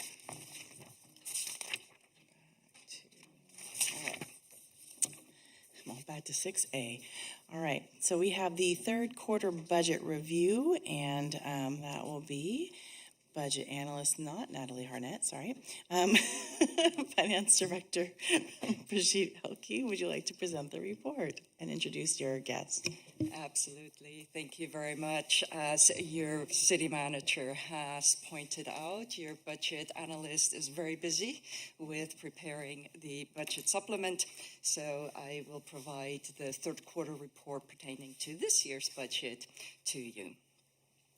Let me just get sorted here. And tonight, we'll present that third quarter report to you. We do this on a quarterly basis and want to make sure that we hold with our policy, but also with government code to inform the council and the community on the revenues and the expenditures the city sees through the fiscal year, and also to make sure that we remain in a solid fiscal standing or financial standing as it pertains to your budget. However, it gives us also the opportunity to actually come to you with appropriate action if we see that funding is needed or we need to course adjust with the trends we see. Most certainly, we continue on a trend of uncertainty as we go on. It's one of the words I'm almost grown tired of, just simply because we've used it so many times over the last 2+ years, but it continues that way. But tonight, we're actually asking for two actions, one coming from your open spend, coming from your insurance fund, and since both appropriated fund balance, we need to get your approval to spend that funding. Both are moved by resolution, as we are actually representing all the budget action with a resolution action. So if we look at the general fund, that is your largest fund, and it actually reflects relatively well what we're seeing right now throughout all your major funds. We currently have about $77 million in revenue out of the roughly 100 that we have budgeted. And we're looking at about $57 million from about $80 million budget in operating expenditures. We're tracking well with our major city goals as we continue to drive forward the objectives and programs set forth within. And we also, despite all the issues that surrounding capital projects and the construction environment, we were able to actually complete projects within that third quarter. So let's look a little bit more at the revenues for our major funds. We see that we're tracking relatively well within about 76% for the general fund. I would like to highlight there is even it looks kind of like it's trending nicely. Third quarter, 75%. One of your major revenue streams, which is the sales tax, actually lags behind. This actually only represents sales tax up to February of 2022. So we're actually tracking really well.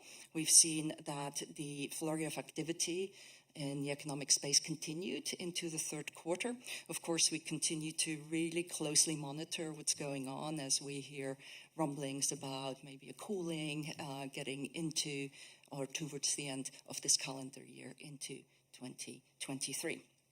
The water and sewer funds are also tracking relatively well. Again, they're also lagging a little bit behind because we actually bill for actual consumptions. So usually in March, we bill for everything that was used in February, so it's also a little bit behind. And I would like to actually mention here the parking fund. That number is not correct. It's actually standing at 86% right now. And we see that as it is not back to pre-pandemic levels, it's most certainly starting to recover well. It will not likely hit those pre-pandemic levels in this fiscal year, but we're hopeful that it will take its full stride with all the improvements that are also happening in the parking fund with 22-23. The transit fund is relatively low compared to the budget, but this is largely federally and state funded, so it's just reflective as the draw comes. So as we go through the fiscal year, it will catch up to the $8 million budgeted currently. So all systems on green on the revenue thus far. As it pertains to the expenditures, we see that we're equally tracking well. We see the entirety of the percentages consumed and the obligations that are within those expenditures. Again, the expenditure data includes obligations made, so that money has not been spent yet, but it's been obligated for contractual obligations encumbered in purchase orders. We see that staffing, which is probably the one that most linearly tracks throughout the year, is about 70% spent by the end of March. Contract services, about 67%, so a little bit behind what we would expect. But again, contract services as well as other operating expenditures are quite often lumpy because they're contracted either in one lump sum through the whole year or are obligated to pay throughout the year on the obligations. What we're tracking very closely is most certainly the cost of utilities, as we've seen very steep raises within utilities, and the other area of a bit of concern, especially for our colleagues in the enterprise funds, is the chemical arena, where we've seen very, very steep increases already taking hold in this fiscal year as supply shortages continue to plague many industry sectors. Now, as it pertains to the major city goal, there was one that we had a lot of activity. I'm really proud to report that the DE&I major city goal has taken large strides in the third quarter with the hiring of your very first DE&I manager, and you've just heard that she's hit the ground running and has already accomplished many of the objectives and deliverables that were set forth within your goal for this fiscal year. So that major city goal has seen a lot of activity. The capital improvement plan, we currently have about $152 million in active projects. That includes our enterprise funds and, of course, a large project down at your water resource recovery facility that is still ongoing. But we were able to actually accomplish 5 different projects that are now completed. We've removed the parking meters since we centralized this into parking stations. We were able to replace the Jeffrey sewer and water mains. We completed the 2021 downtown pavement project with a lot of improvements on multimodal roadways. The energy efficiency lighting retrofit that actually gave us different lighting here at City Hall and Fire Station 1 and drives forward actions under the climate action major city goal. And we also started with downtown, or completed the downtown crack ceiling for the roadways. There's still many projects ongoing. Some of them are in the Monterey and Broad Street area for improvements in that area. Sinsheimer Court entrance hardscape is also in an ongoing state. Railroad Safety Trail Taft to Pepper has already seen some of the introduction of the trail, but is not quite completed yet, but probably coming soon. And the major construction, I was able to actually go out there the other day and take a peek at Tank Farm Road and Orchid. That roundabout is coming along very nicely as well. Now, to the budget recommendation, as I've mentioned, we do actually take this as an opportunity to take action on any needs that surface during the quarter or the year. And we're asking that the council appropriate $6,900 from its Open Space Protection Fund. That money was actually received from a developer back in 2016 and is now ready to be spent for trailhead work at the Terrace Hill Open Space and fencing along Bishop Street. The other allocation comes from your insurance fund. Your insurance fund was established for exactly that reason, to counteract any adverse effects that we might see throughout the year as claims maybe settle or certain claims need more funding due to their complexity.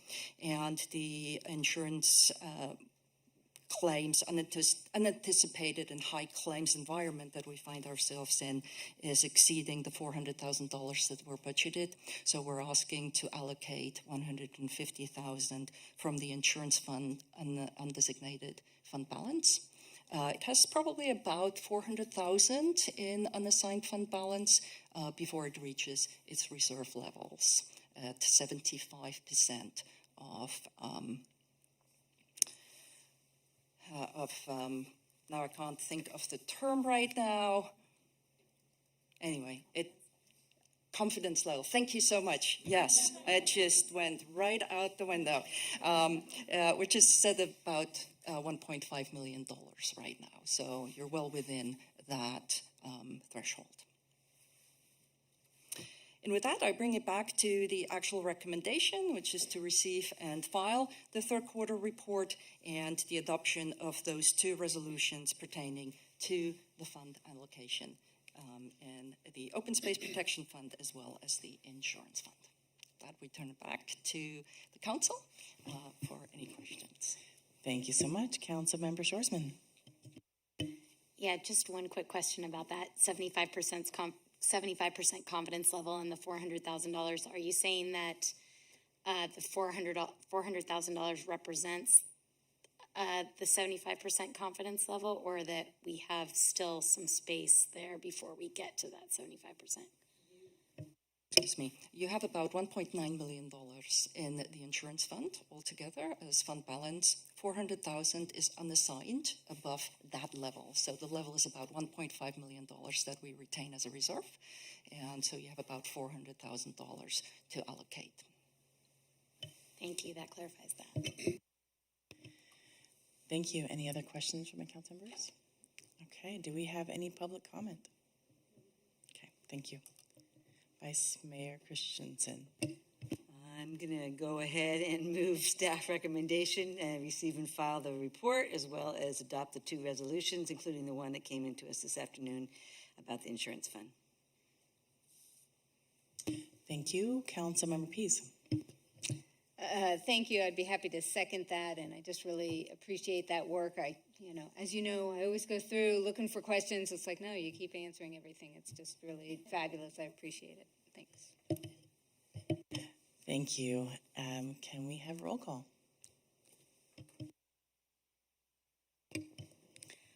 Vice Mayor Christensen? Yes. Councilmember Pease? Yes. Councilmember Marks? Yes. Councilmember Shorsman? Mayor Stewart? Yes, and I definitely have to echo Councilmember Pease. I am always so thankful for this work that you do and your whole team. And it's so clear, and I thank you also. I know not always do you love to have This very simple city manager. I know I've asked her to introduce him in a minute. And the city manager doesn't always love to have these out here in the public because it's a quick consent item, but I really appreciate you sharing this because I think that the community overall really, I think it's important to hear all of the work that you do and that we have a balanced budget and that we're coming along swimmingly in so many of these goals. It's a great time to talk about our major city goals too. So, and can you introduce your neighbor? Most certainly. I am happy to do so. With me tonight is your financial analyst in purchasing, and he's actually here with me for the next item, which is all about the purchasing policy the city maintains and seeks to update. Yeah, so this is Dan Clancy, again, your financial analyst, purchasing.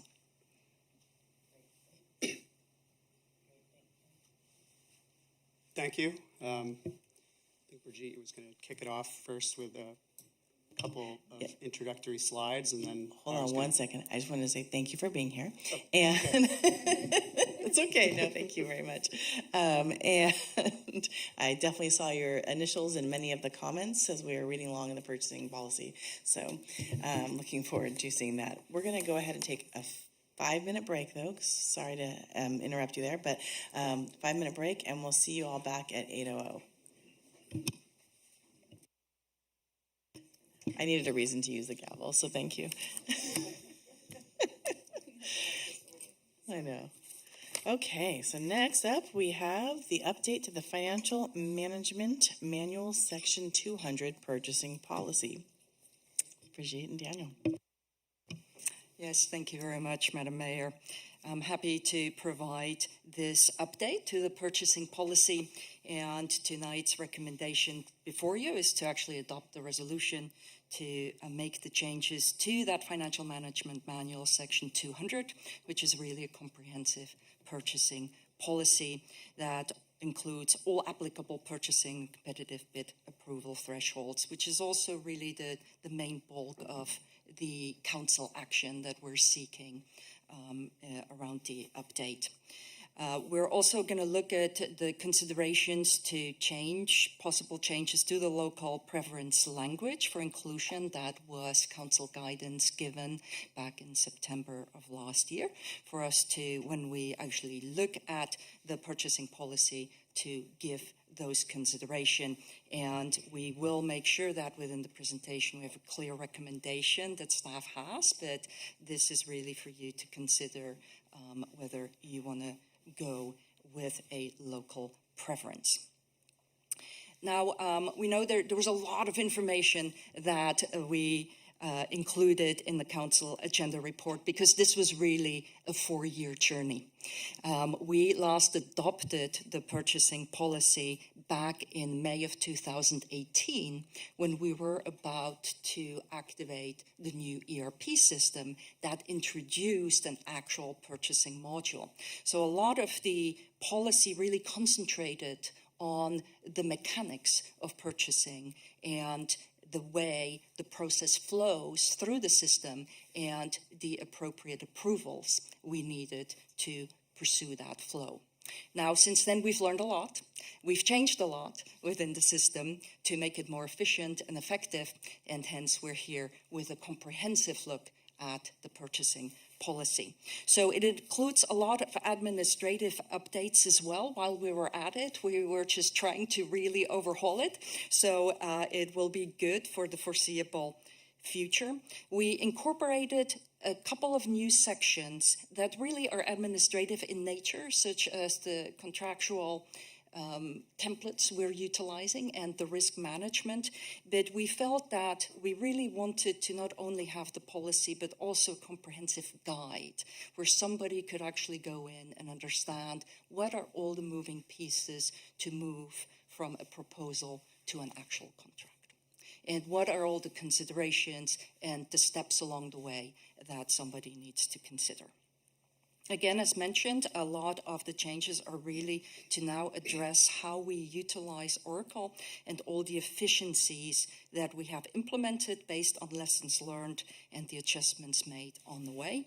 And also really to adjust to the organizational realities we're facing nowadays to continue to efficiently and effectively deliver the services and the programs that we have set forth and to retain the fiduciary control and oversight that is needed within this arena.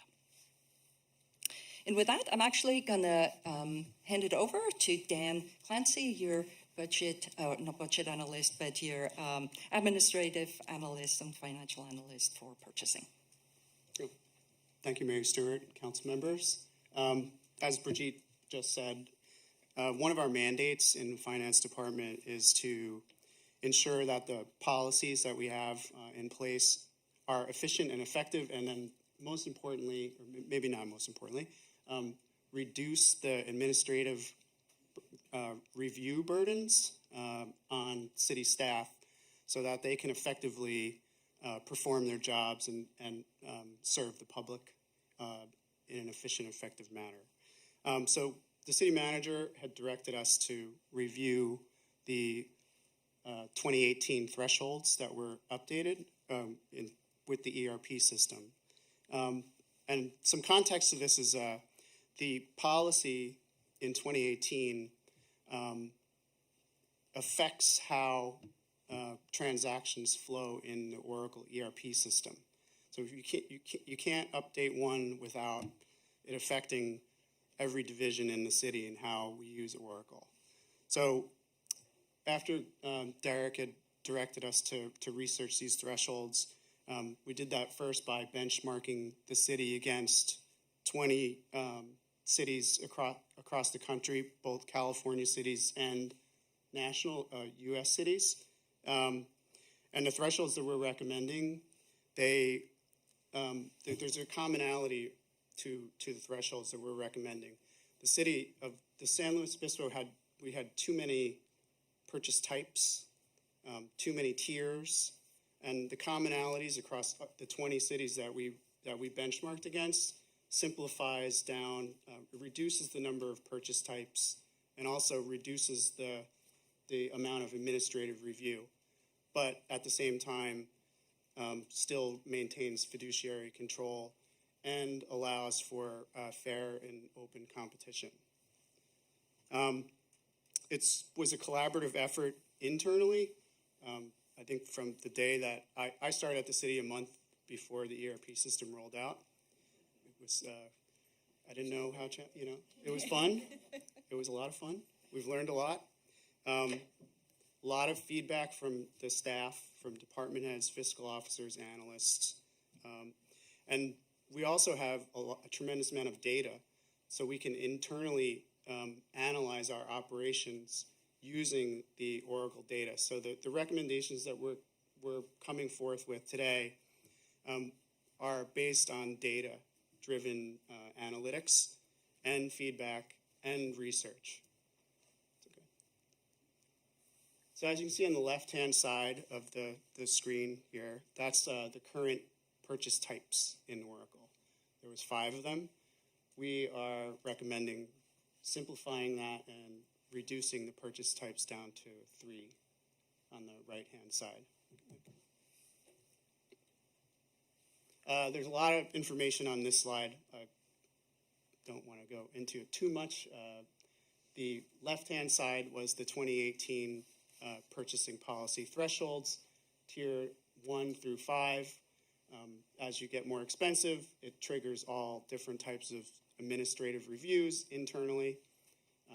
We are recommending reducing the tiers, and in the middle of the chart, you'll see, and this is a theme through all of the different purchase types, is we're widening the thresholds in the middle of the chart, and that's going to make staff more efficient. It's going to reduce the number of requests for proposals that we have to submit when it comes time to contract for various services or goods. And it's going to slightly reduce the number of staff reports coming on consent agenda or city manager level as well. Good. And that, this is the second tier. This is the second purchase type. We had a consulting purchase type and a general services purchase type. That led to some, it can be debated whether one thing is a service, one thing is a consultant. And on the right-hand side, there was different levels to the approvals. And the city contracts with a lot of consultants. So our consultant levels were very restrictive. And so from all the research we did and the internal feedback we have, there's a strong case to move to the right-hand side of the chart here and combine the two purchase types into one professional services. The last is public projects. Now this one was not a subjective review or subjective decision. The thresholds on the right are governed by the Uniform Public Construction Accounting Act. Is that, yeah? I got it right. So we're just putting that in for informational purposes. On the right-hand side, those thresholds have actually been in effect for a couple of years. So we're aligning with what that act recommends.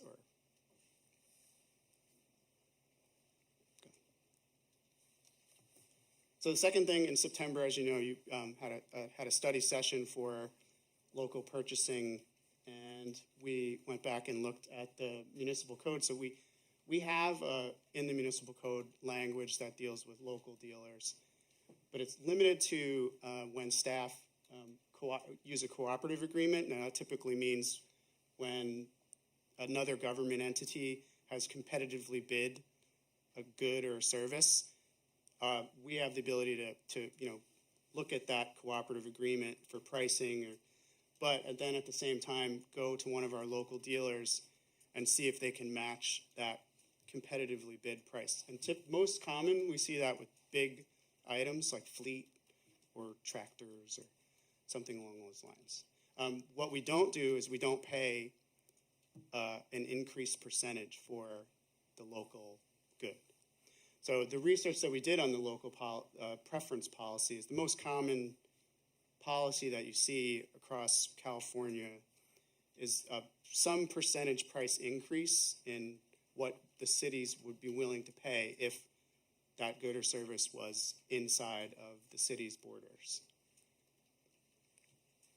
The Oracle system gives us tremendous amounts of data, so we actually track how local we are in our operating expenditures, and that's what you're seeing on this slide. And I think it's particularly important to note that the non-local side of this is a little skewed. Chemicals, Brigitte mentioned chemicals before, very expensive. Almost all of those are non-local. So, the data's there for you to decide how are we performing, and we can take it from there. But we can get you that, if you have follow-up questions, we have the data. We did a staff survey. I did as much research as I could. I'm not an economist or a local purchasing expert, but I do know how to do research. There's obviously a strong case for local preference, and there's just as strong a case against it. Most of the national financial organizations, the Government Officers Association, the International City or the City Managers Associations, there's a couple other ones that it was in the agenda report. All of those organizations have come out with positions against applying price preference for local products under the theory that you're not getting the best total cost of value for that purchase when you increase the price by 5%. So with that, our recommendation in finance is to not change the city's municipal code. The way it stands right now is maybe not good enough. It's good enough we're not recommending that we apply a price preference for local goods and services. But that's just a recommendation. This additional section, we thought there was a question this morning on this around risk management. So as Brigitte said, the purchasing policy is really a guide for staff. It's a manual that constantly gets tinkered with. And then to improve the city's operations and how we purchase. Every purchase is a contract. Every contract has risk. So Derek had directed us to look at our contracts and our risks. And what resulted in that project is ongoing right now. But we went from 5 templates that we were using for supplies or maintenance, or up to 26 different ones. And so the example here would be we purchase chemicals.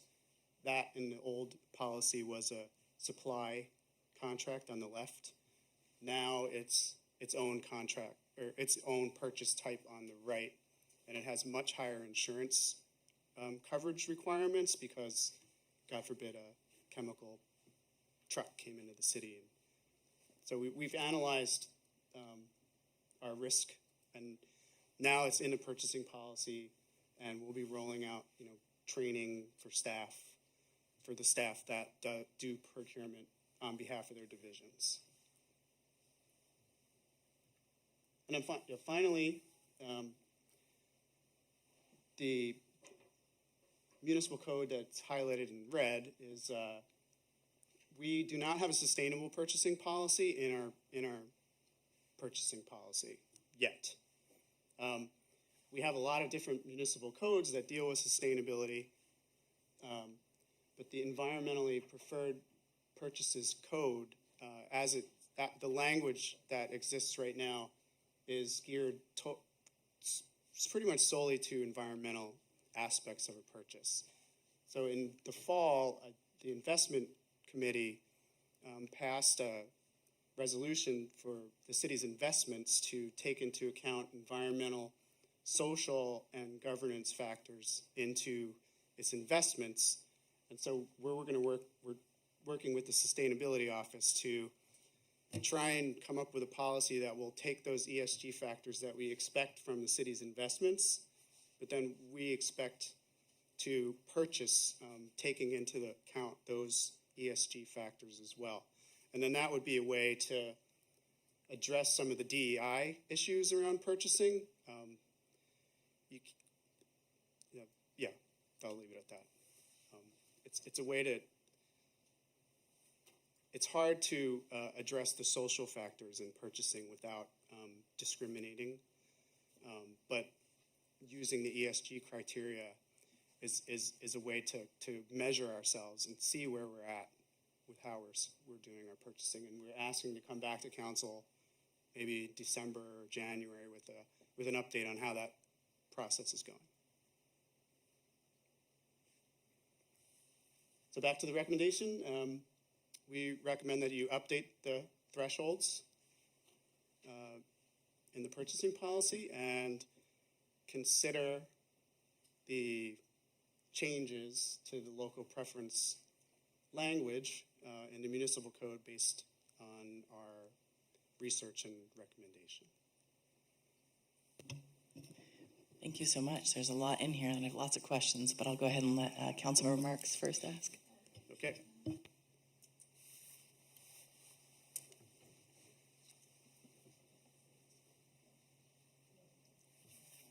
My microphone, here it is. Okay. I understand from an administrative point of view why it's recommended to increase the amount of staff discretion when it comes to the dollar amounts that are proposed to increase. And I'm just curious about the checks and balances that would be in place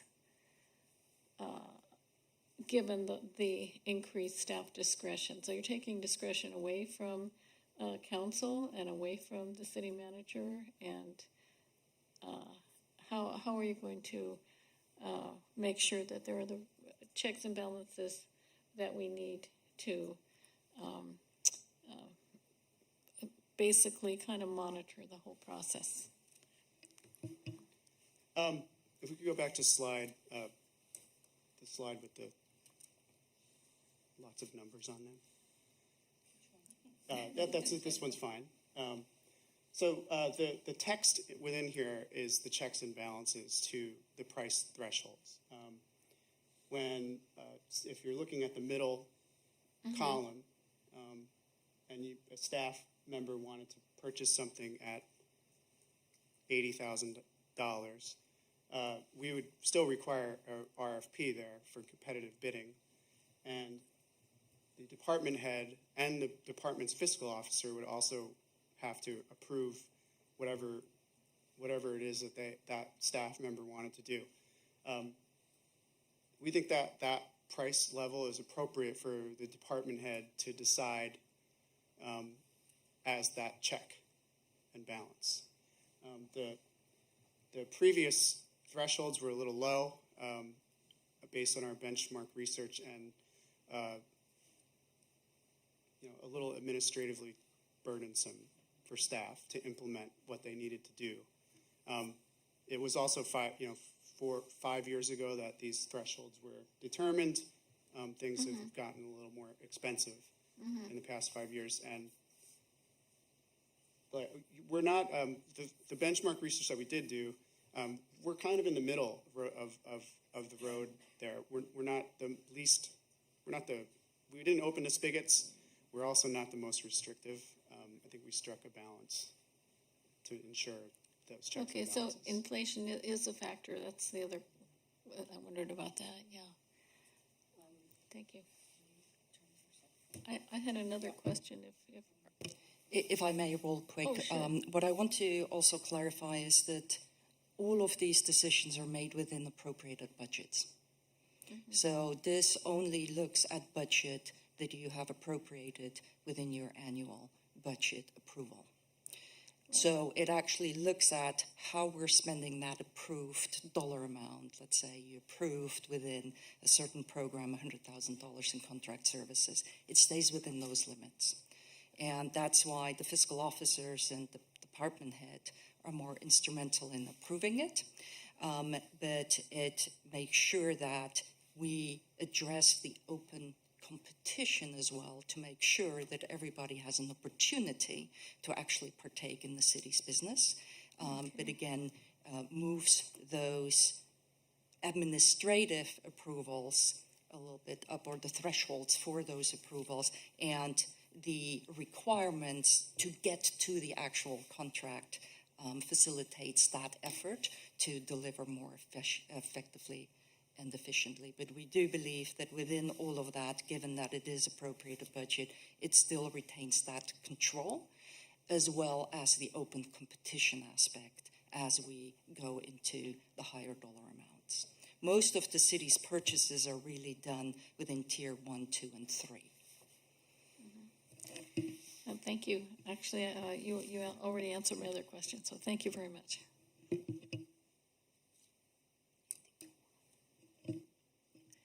Thank you. And I want to expand on that same question.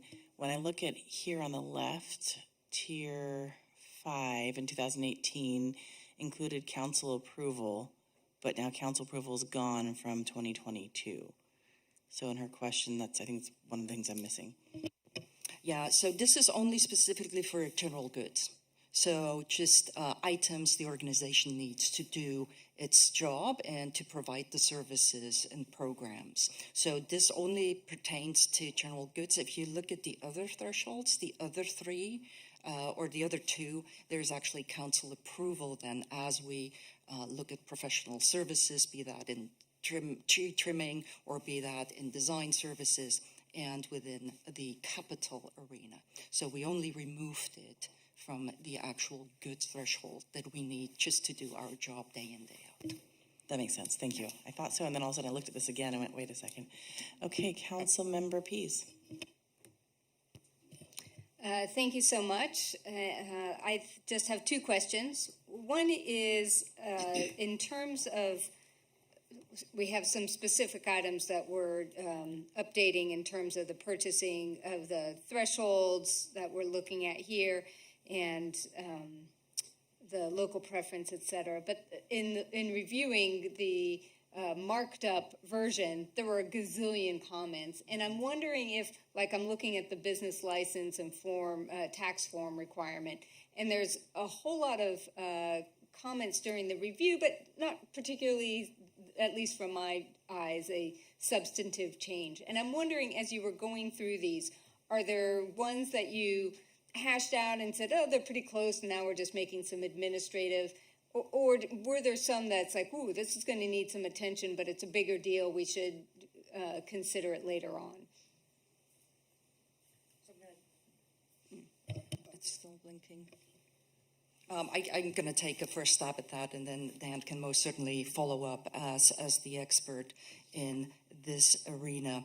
I think most of the changes you see were administrative, where we looked at how are we doing this today, right? How are we approaching that?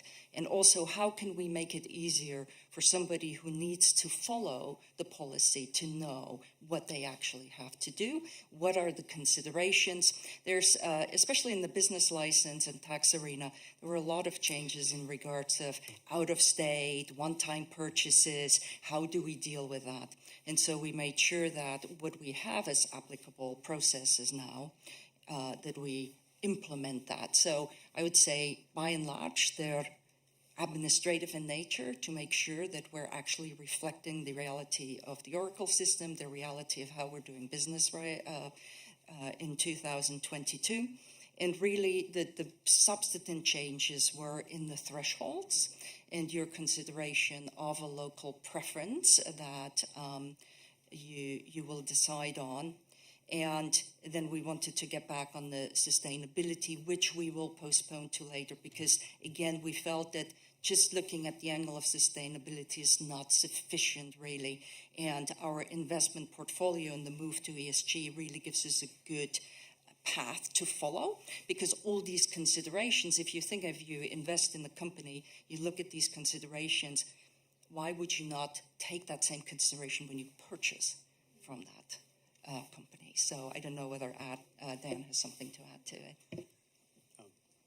No, I think you hit the what you were saw. I apologize for the red line. I know there were a lot of comments in there, but yes, there was a lot of back and forth over the past 3 years, and so, it was a fun peek behind the curtain and trying to decipher who. I was like, oh, I wonder who that is, et cetera. So no, I appreciated seeing the sausage making, as it were, or vegetarian sausage. That is a good comparison. Right. So great. Well, thank you for that, and that makes a lot of sense. And the reason is just so the public knows why we keep clicking. Our system is set up so we can only have 2 mics live at any one moment. So that's why we're all hopping back and forth on who has a live mic or not. My second question is about the insurance and the forms, and so it's obviously we're all like simplify, and then the irony, of course, is you go from 5 to 26 on the categories for the insurance. So I'm wondering, the design professionals contract caught my eye, and just knowing that there have been some concerns from folks in the community that maybe it doesn't line up with what an expectation might be.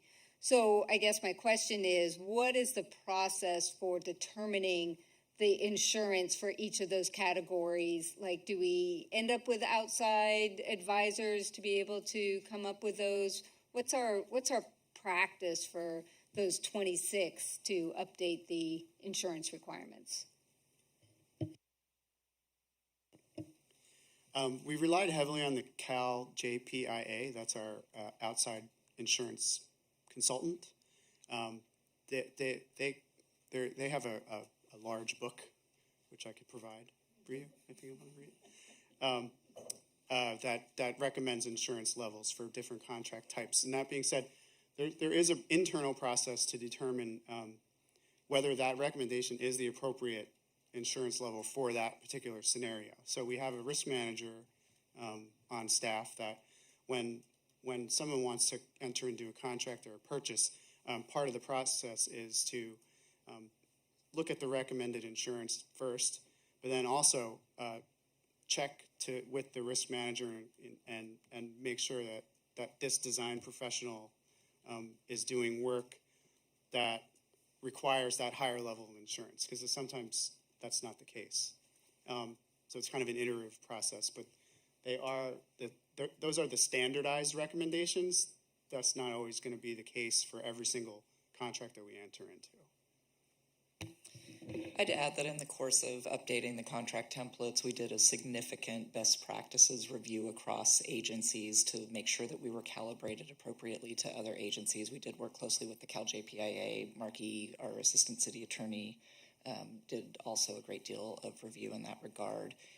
As it relates to design professionals in particular, we look to statutory guidance related to what level of defense and indemnity can and should be appropriately incorporated, and that's one of the reasons that we've specifically pulled out that kind of contract, because there are specific requirements and limitations on those kinds of contracts, and that's true of some of the others as well. So that is why we went from 5 to 26. So hopefully, while simple can be better, one size does not fit all, and there are terms that legally need to vary, and so that was a significant part of the exercise in updating the contract templates.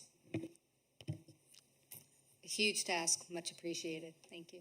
That's it for me. Councilmember Shorsman. Thank you for the great presentation on a very dense and detailed subject. And I appreciate the slides explaining the variations or the proposed changes in the purchasing levels in particular. One question that I think I asked you earlier today, and I'll ask again because I'm still a little bit unclear, is with the new purchasing levels, as some of my colleagues have noted, some things will no longer come to council in this particular part of the process. They will still come to council in the budgeting process, but maybe not again in this particular part of the process. How much in giving staff, those more simplified categories, how many fewer items would come to council? In other words, how does this really impact in terms of accountability, how much we would have to approve? So I don't have that number on the top of my head, but I do have a spreadsheet that did analyze that. And it was not a large reduction for council to consider. The main reductions were in the number of requests for proposals that we'd have to advertise. And there's a slight reduction in city manager reports, which is the level below council. So it's not a tremendous number, but I can follow up and get you the exact number. Okay. Thank you. And then on the non-local or the local preference issue, there was a slide that showed the pie chart that we have 53% currently without having a local purchase policy. 53% of our purchases are still local right now. Is there any room, without implementing a local purchase policy, is there any room for improvement in increasing our number of local purchases, or is that is everything that we're buying that's not local, there just isn't a supplier locally?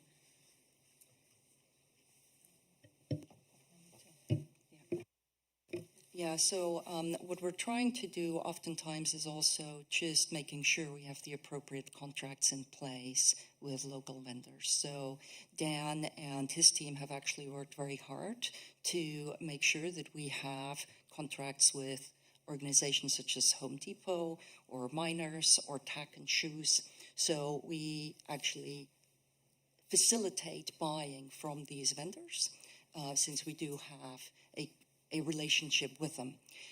Quite often what we're also driving is just simply educating new members of the team to make sure that they understand what is available locally, where we have these contracts and relationships with, so they can effectively and efficiently buy from these local vendors. So it sounds like there might be still some room for buying local more often, even without implementing the policy. I guess that's kind of what I'm getting at. Yeah, we most certainly always review, also as new businesses come into town, to make sure that we consider what we might purchase and what the products are we purchase and the services. And again, that's really the beauty, I think, and especially for our profession, because as you well know, we geek out on analytics and data and all of that. And it's absolutely amazing the wealth of information we now capture within the Oracle system, and we use that system to point at, hey, we do purchase a lot of X. Let's see whether we can actually find a local vendor. Let's make sure that if it is available here in San Luis Obispo, that we consider that. So we constantly review that data and information.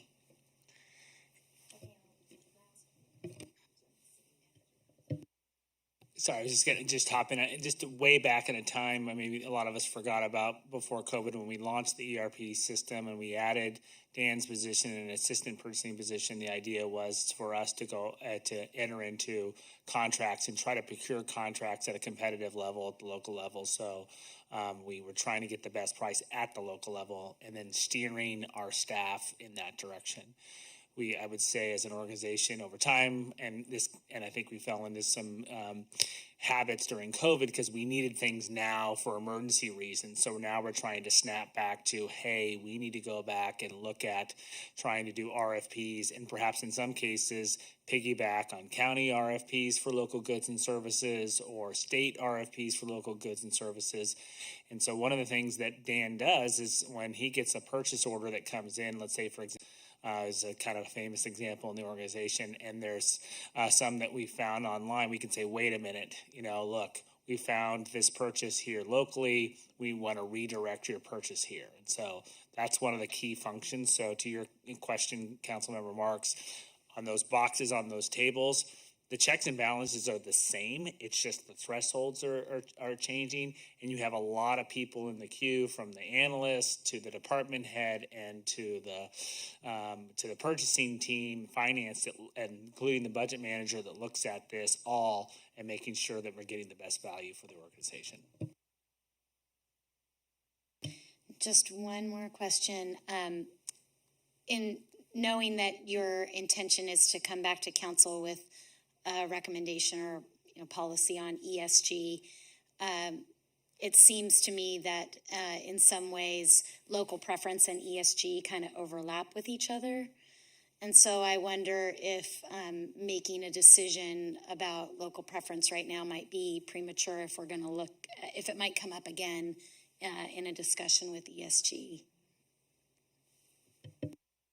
Yeah, we can most certainly combine it into as we embark on the ESG consideration to see how local purchases would play out, or preference for local purchasing would play out in that arena, and combine it together and come back to the City Council later in the next fiscal year or towards the end of this calendar year, beginning of 2023.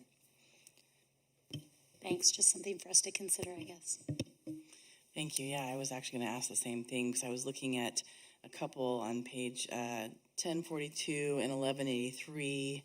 It just seemed like there was an easy way to add in local there with not including the 5% extra, but just the if local is available, what you're already doing basically, to actually put that in the policy. So if you all won the lottery tomorrow, people still know what to do, kind of thing. So if that's possible, that's good to know. And then on page 1041, there was kind of this, it seemed like an assumption of what a local business opportunity was. Sorry, let me get up there. In other jurisdictions, it places the local preference places the city businesses at a potential disadvantage in other I can't speak. Sorry, a potential disadvantage in other jurisdictions. Could you explain that a little bit more? Yeah, so one of the risks is that if we passed a price preference in the city and a San Luis Obispo business wanted to sell to, say, for example, Paso Robles, and then they could retaliate and pass their own 5% preference. And I think we're kind of butting heads. And then I think the question is the amount of money that that the city would spend with that local supplier offset the potential retaliation effects across not just Paso Robles, but like all of the I don't know, it could be like a trade war almost, which I don't think we'd want to do. And then it becomes very difficult to quantify whether that 5% is being recycled back into the community, and so that's where we kind of came to the conclusion that to get the best total cost of value, to not increase, to not apply a price preference, but to encourage local when feasible, and yeah. So, Great, thank you. No, I just thought that would be helpful to have in public, because I think the way it read was that we were making a decision for businesses, and I just thought, let the businesses make that decision. So thank you. And then on page 1187, back to the sausage making, there was a point where it said, hey, how come the department managers don't have input on this? And it was really actually kind of a good question to me, was it was the finance department is making the purchasing policies for the other departments. Department heads don't get to have any input in it the way it reads. So I just kind of wanted to hear a little bit more about that. Yeah, I'll let Dan actually answer this, because this has been truly a collaborative effort, and I think it showed within that project. So I do believe everybody who's involved in this had a voice and was actually consulted, especially also in the projects realm, where we heavily rely on Public Works as well to help us with these decisions. So I'll let Dan speak more to the experience that he's been going through over the last 4 years. Okay, thanks.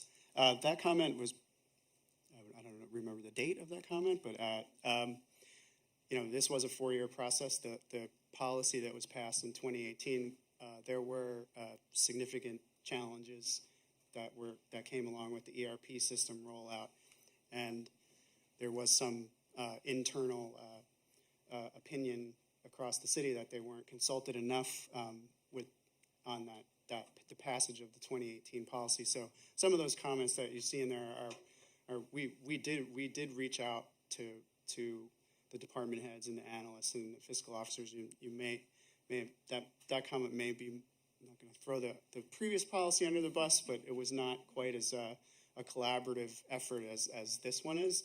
And that being said, tomorrow we'll or when this gets passed, we'll sit down and we'll start doing the same thing we did 4 years ago for the next update. Great, thank you so much. Any other questions? All right, is there any public comment? Great, thanks. Okay, Vice Mayor Christensen. Yes, thank you very much, Brigitte and Dan. I did a gender review today, that's why I didn't have to ask any questions. I think the update work obviously is fantastic, and certainly we've had some pretty exciting times with purchasing in the last few years, so gave you lots of practice in thinking about how the process works. I'm totally supportive of the changes and staff recommendations. I think it's great to redo administrative process documents frequently, because things do change frequently. So I think it's great. Yeah, I think you should get started tomorrow, Dan, on the next group. And I strongly agree with the staff recommendation regarding local preference language in terms of price preferences. I don't think it's a good idea to add costs to something. I think if we can get it competitively locally, that's great. I think our policy says that. But I don't think it's good to add costs, and I'm especially aware that we follow best practices on pretty much everything else, and best practices from all those organizations is that you don't do it. And I think the point that Dan just made about trade wars, I mean, we made a joke about it, but it's true. There needs to be some recognition that sometimes where we're buying something may not be local, but that's the best place to get it in terms of procurement. So in terms of other issues around pricing, but also around timing and everything else, and supply response time and everything. So anyway, I'll be ready to make the motion or support a motion, depending on how everybody else is feeling. Thank you so much. Councilmember Pease.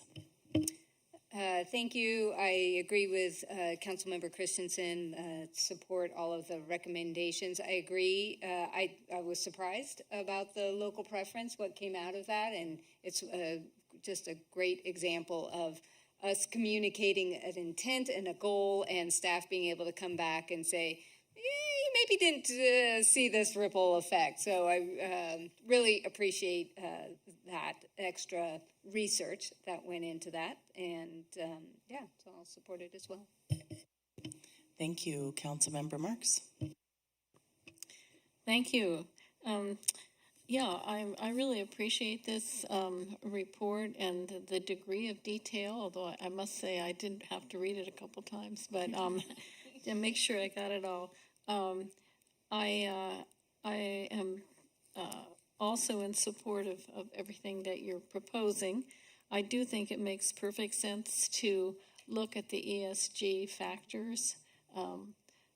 For a number of years, I was on the City Oversight, Investment Oversight Committee and advocating for the ESG kind of analysis. And the city has moved on to that in terms of our investments. So I'm really looking forward to seeing that when it comes up. In terms of the local preference, I think there is this overriding duty to try to always look for the lowest responsible bidder or the lowest responsible source, and not to make a gift of public funds. We have this kind of baseline fiduciary responsibility to our taxpayers, and I think our residents expect us to be thrifty. So I agree with taking that approach for now. So thank you very much. Thank you. Councilmember Shoresman. I agree generally with everything that my colleagues have said. I guess my only variation is that I think that it would be a good idea to leave that door open to revisit local preference if it seems like our opinions have changed once we looked at everything through an ESG lens and purchasing through an ESG lens a little bit. But otherwise, I'm prepared to support the recommendation. Thank you, and I too thank you for all of your hard work. Looking at all of the detail here, it just shows how much work goes in the beginning to actually help improve efficiencies in the long run. And I think that often, that government message of, just a lot of bureaucrat stuff that, takes forever. Well, this is an actual example of how you're making this whole process go faster in the future and use efficiencies. So I think that's fantastic. So thank you very much. I also agree. I think the ESG concept is a good idea to do in the purchasing. And I do think still encouraging, actually writing it out loud, of encouraging local purchasing is good. And so I think that should be added. I don't think it needs to be any sort of preference in an amount of money or adding extra money. That's definitely not desired. There's a couple pages it's not. I could give you all of them right now, but that's not necessary. I'm sure Dan can figure that out. So I think as far as some of the local business opportunities, I just think letting them have that knowledge that you're looking out for them at the same time. And otherwise, I'm in support of everything else. So I see Councilmember Pease. Thank you. And I wanted to follow up with Councilmember Shoresman's point. And I think that there is, obviously, we decided community workforce agreement and prioritizing local labor has the trade-offs that we're looking for. So based on the research to date, it sounds like that's not going to have the same applicability for a local preference on purchasing of items. But I think, sure, we should, if that looks like a practice that we would want to consider has that investment. I think the retaliation risk is real, so I don't see it coming back. But I do think that we could certainly be open to that conversation. Thank you. And I think next we had Vice Mayor Christensen wanted to put a motion. Why not? I'll go ahead and move staff recommendation, and we're not changing anything in terms of local preference language with a price preference, but we are going to continue with our local preference if it matches the prices everywhere else, which is what's in our document already. We'll put it in there a few more times if it needs to be clarified. And I'll second.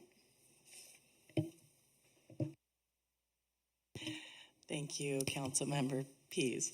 Okay, can I have a roll call, please? Vice Mayor Christensen? Yes. Councilmember Pease? Yes. Councilmember Marks? Yes. Councilmember Schwarzman? Yes. Mayor Stewart? Yes, thank you. Passes 5-0. Thank you for both of your time.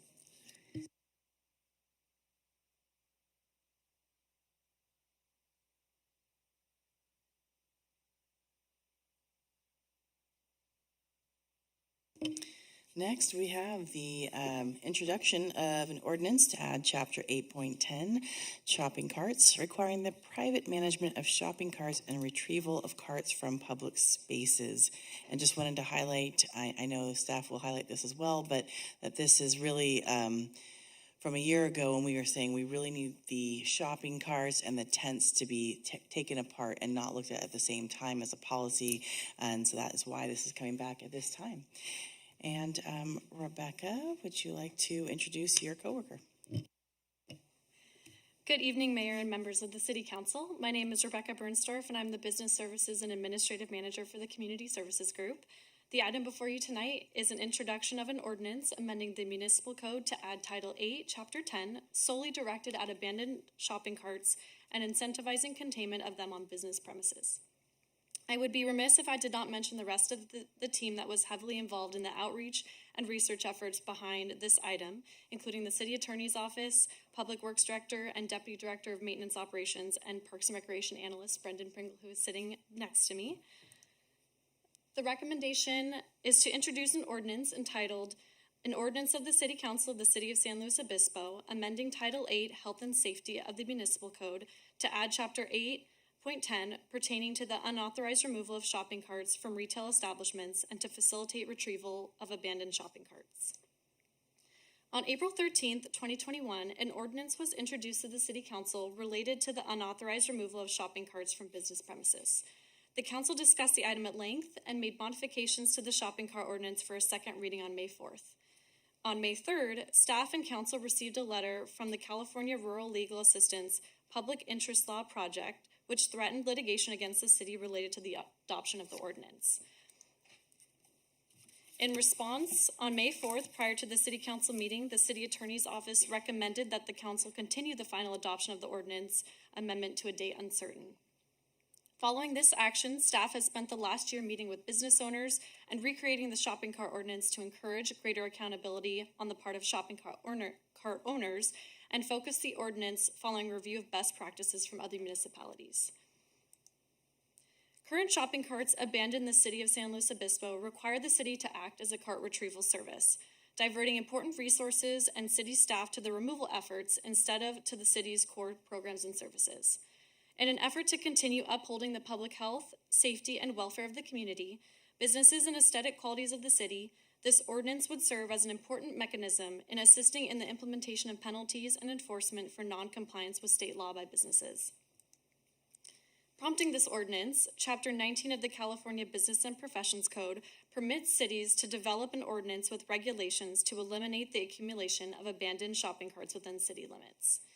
The proposed ordinance would deem abandoned or unattended shopping carts that are found off the premises of retail establishments as a public nuisance, subject to abatement by the city, and the private retail owners of the shopping carts do not fulfill their obligations to maintain their carts on site or retrieve those that have migrated off site.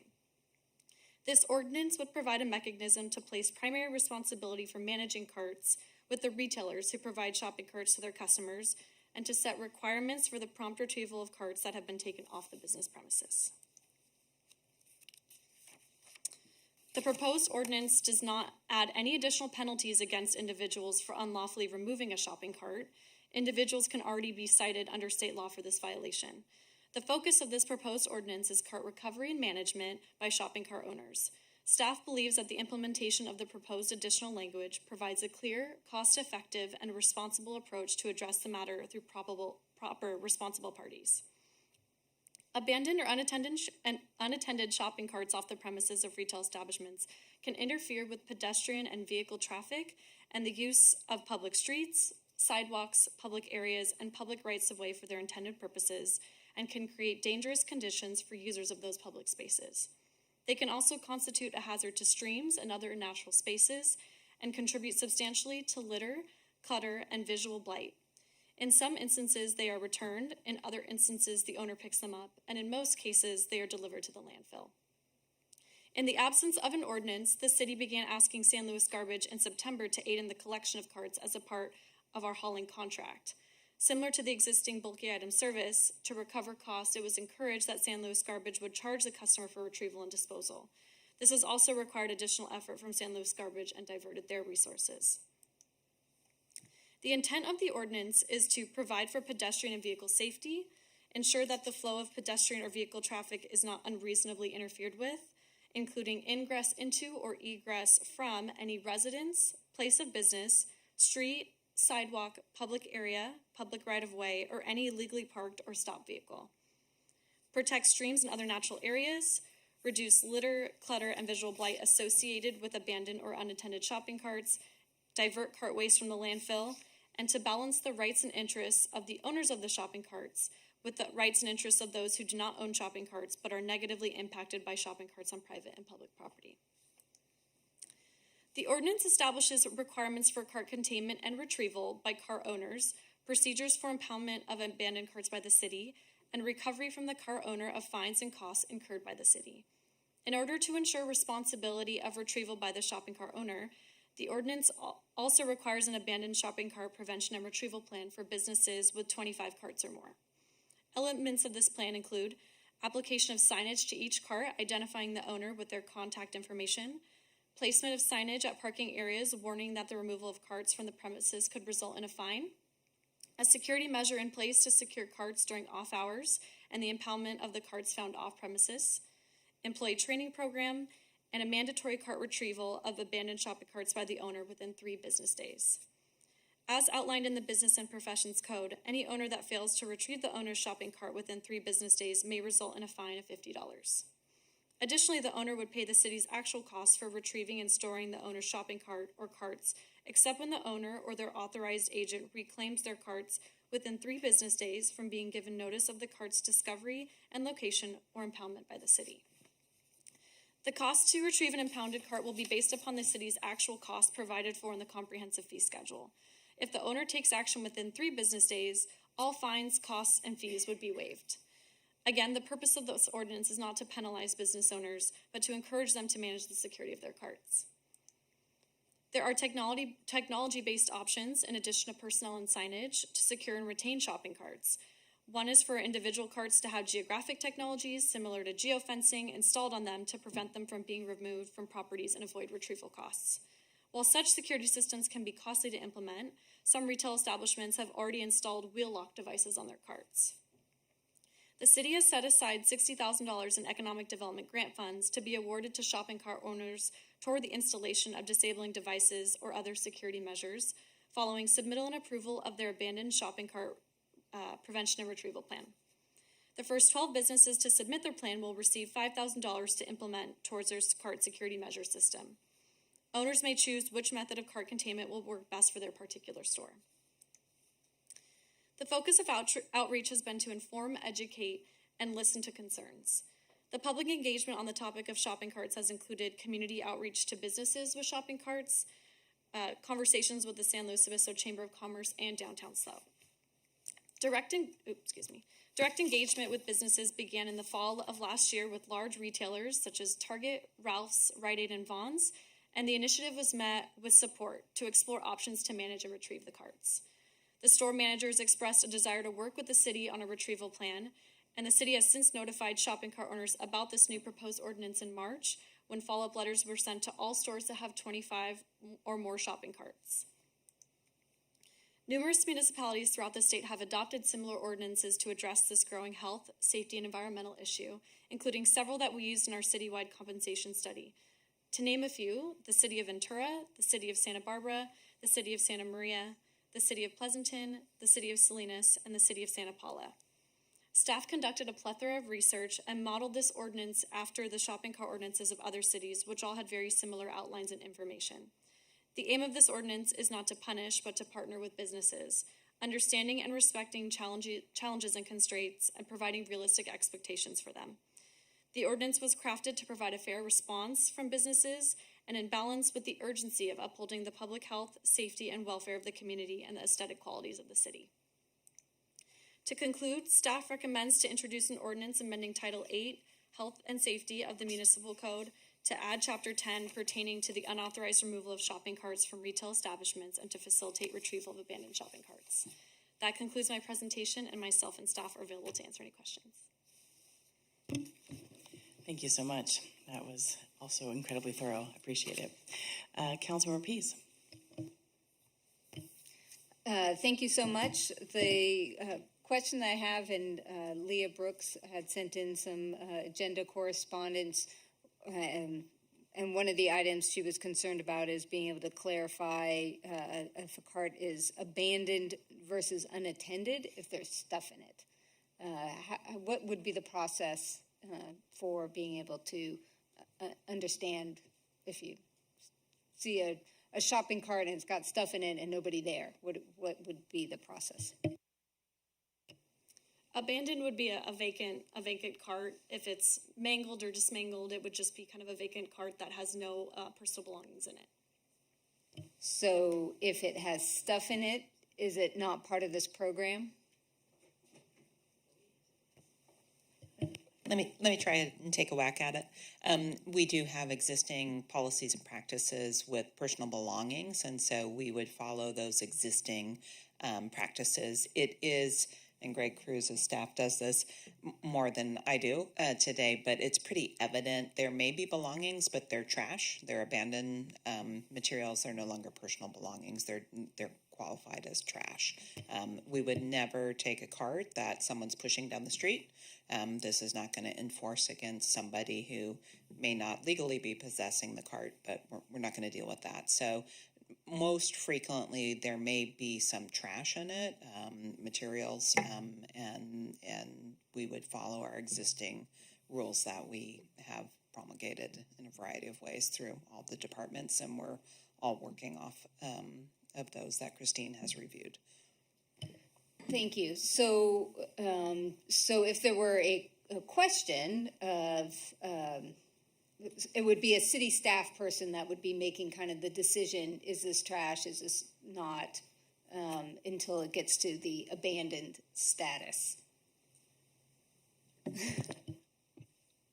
I think typically we're trying to get the vendors to come get those items, but they're generally being taken to the courtyard, and yes, it's city staff that's encountering the carts when they have materials in them. But I think Greg may want to address this, but it is fairly uncommon to find one unattended that has anything that is questionable in it. It's pretty clearly garbage when we're finding them in that state. So then a store owner would be kind of retrieving their cart, throwing stuff away if there's kind of nothing obvious. Typically that would be disposed of before we transport to the courtyard, I would. Yeah. When staff identifies a cart, they'll go that has belongings in it or a property in it. They'll go through that and determine if that's trash or potentially personal belongings. We always err on the side of caution, and we'll store that for 90 days, either through the police department, Parks and Recreation, or Public Works Department. And we, it's common knowledge through 40 Prado and other places on how to contact the city. We do leave notices that we've stored property, but those blow away. They're somewhat difficult to leave on site, so it is somewhat common knowledge on how to reclaim stored property. Okay, so just double, triple checking here. So if there's any question at all, a store owner isn't going to just go and and see something. I'm just wondering if we need more clarification in the ordinance itself to be able to differentiate, to clarify if there's something in there. I don't want the store owner being like, well, I don't want to get fined. Let me just, nobody's here with it right now. You know what I mean? I feel like it's. So if they're retrieving private property off of private property, we're not regulating what they do with that any more than we would on any other private property. So if it's city staff that is addressing, then we follow city storage protocols, but we're not directing what private parties do with their own private property. So it is possible that if there was a cart retrieved by a private vendor that was full of stuff, we do not dictate how they manage that property. And I wouldn't recommend that we do. And from my experience, that's going to be really rare. I mean, most of the time we're going to be finding the carts until such time. I mean, this is, I think, designed to ultimately get cart owners and people who operate carts to keep them on site. And then 99% of the carts that we're going to find are going to be out on the street. It's going to be a result of the city. And then, as Mr. Cruz just indicated, we're going to be making the determination, is this trash? Is this personal belongings? We'll err on the side of its personal belongings. We'll go through the storage process. Most individuals in our community, if they are using carts to transport personal effects, they know how to retrieve those within 90 days.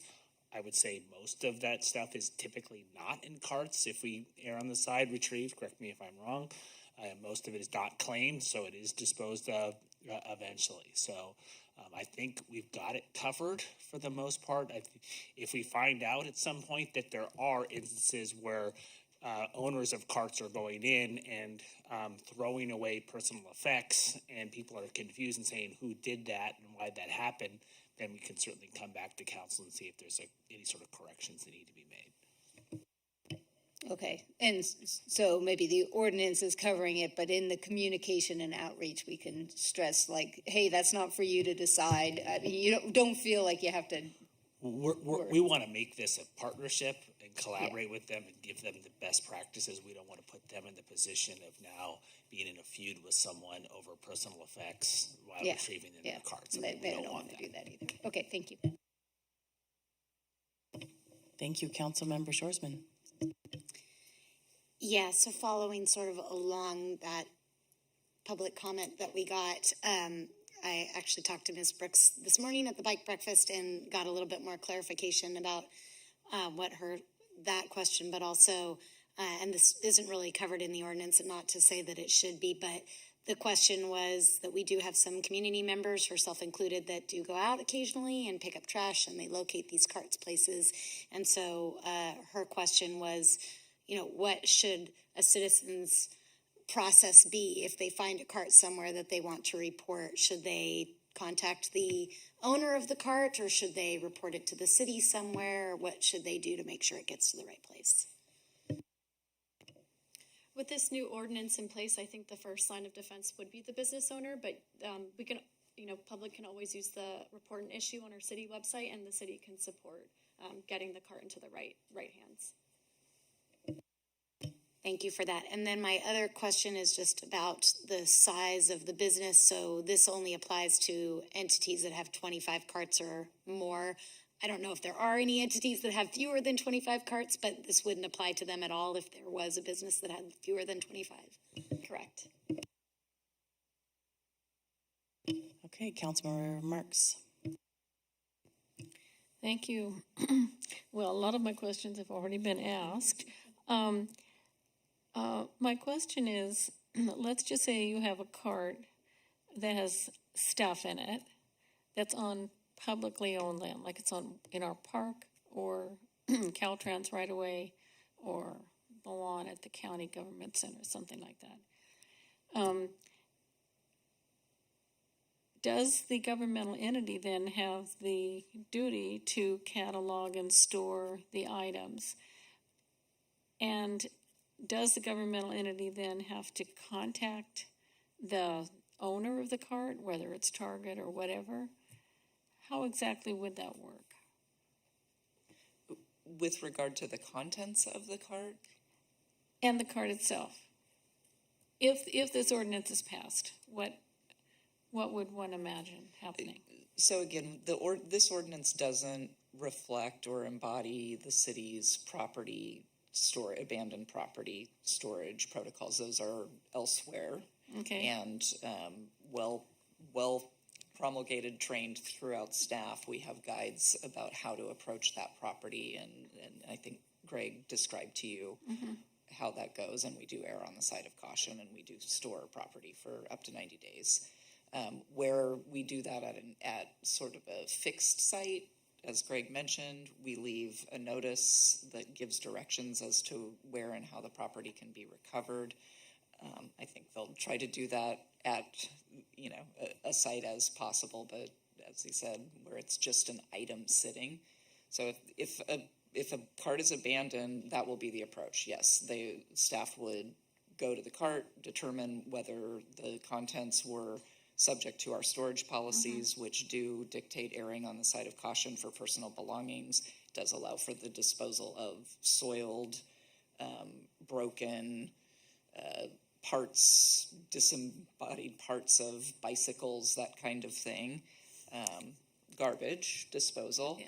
And then it does provide for required storage of the remaining, and then contact would be made with the identified owner of the cart, and they would be required to retrieve or pay a penalty.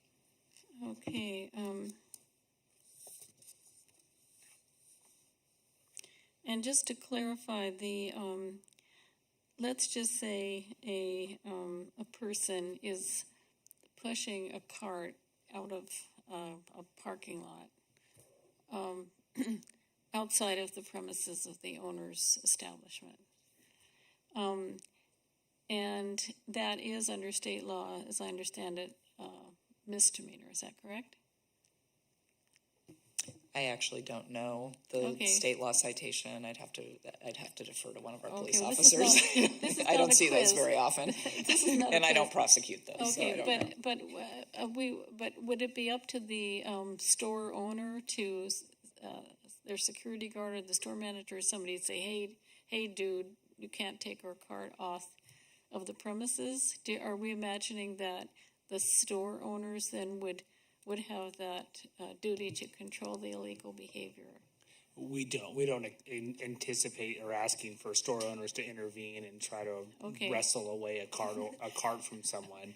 I imagine it's going to go like this. Someone's pushing the cart down the street. Most of them get abandoned at some point, and then that's really where we pick up.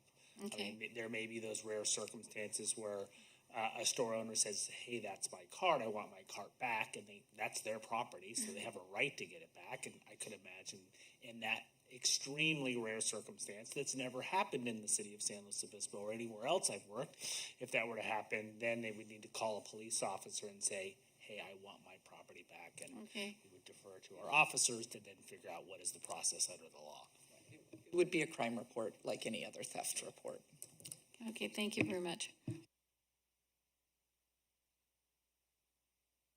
Okay, thank you for all the questions. They've asked all the questions I could possibly ask, so we'll move forward to public comment.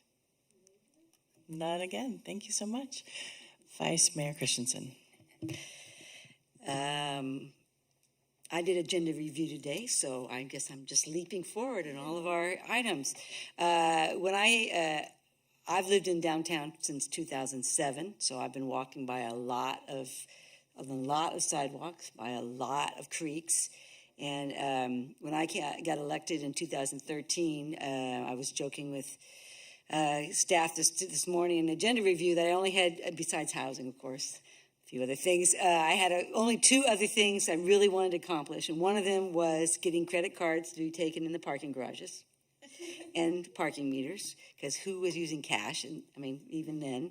And the other one was to get the carts out of the creeks and out of the landfill. And it was very, very disheartening, because I would I would walk up to Smart and Final, which wasn't Smart and Final then, and say, hey, your cart, you got 4 carts sitting a block away. Oh, they don't care. And it just was I'm really happy with this ordinance. I think it focuses on the right thing, which is the cart owners. And I can tell you, I report carts all the time. They're everywhere. they're actually better now. I think the owners are already starting to do something. And I agree with with staff's categorization that it's very, very rare to ever be able to not tell what's an abandoned cart versus what's a cart that's being used. It just isn't.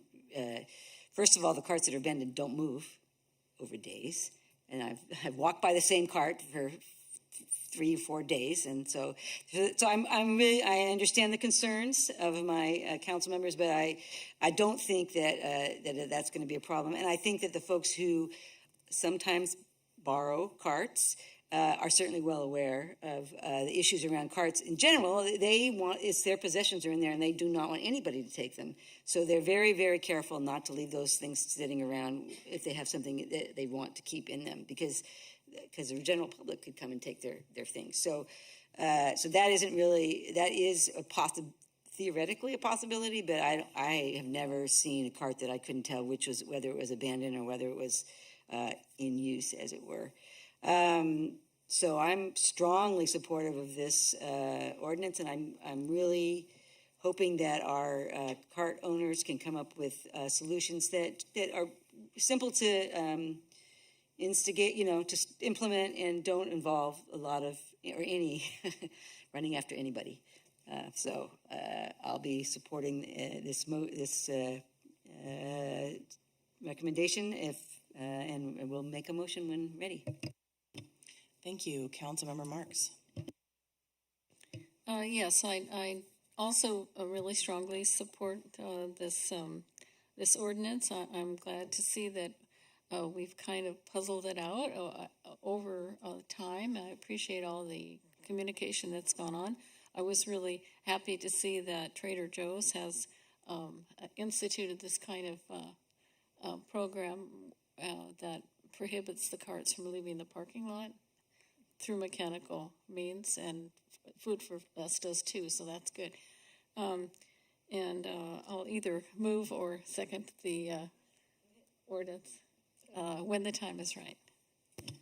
Thank you. Councilmember Shorsman. I just wanted to commend staff on the really beautiful slideshow, as well as informative. There were lots of graphics and pictures and charts, and I need some lessons on PowerPoint from you. I think I did have a few reservations about some pieces, and I wondered if it was some of the time frames. I asked the question that was in the agenda correspondence about some of the time frames in the ordinance proposed, but it's the reason that I had asked those questions was because I wondered if some of those time frames were maybe too burdensome for the businesses to get their carts back in time, and a small business might not be able to retrieve their cart in 3 days or what have you. But it seems like in the conversations with the businesses that they are not necessarily very opposed to this. They seem amicable to it. So for that reason, I didn't bring any of those things up here today. But so I'll be supporting it too. Thank you. Thank you, and I thank you. My agenda review was over airplane, but I had many conversations with city manager about all of the different parts of this, and I was hesitant to try to put in place something for a business that they must do that they weren't part of having that conversation, but you really went through today and gave a lot more information than was in the staff report, and I appreciate that, because seeing that feedback from them is like, okay, great, then this is a kind of a no-brainer. So and I really appreciate also that we're not going to just stop someone in the middle of the road that is clearly pushing their cart that may have borrowed it, that has their belongings in it. So I think that's going to be really important too. So thank you for all of your time, and I will also be supporting this as well. So I believe Councilmember Marks, you wanted to make a motion? Yes, I'd like to move the staff's recommendation. I'll second. Thank you. City Clerk, can we have a roll call? Councilmember Marks? Yes. Vice Mayor Christensen? Yeah. Yes. Councilmember Pease? Yes. Councilmember Shorsman? Yes. Mayor Stewart?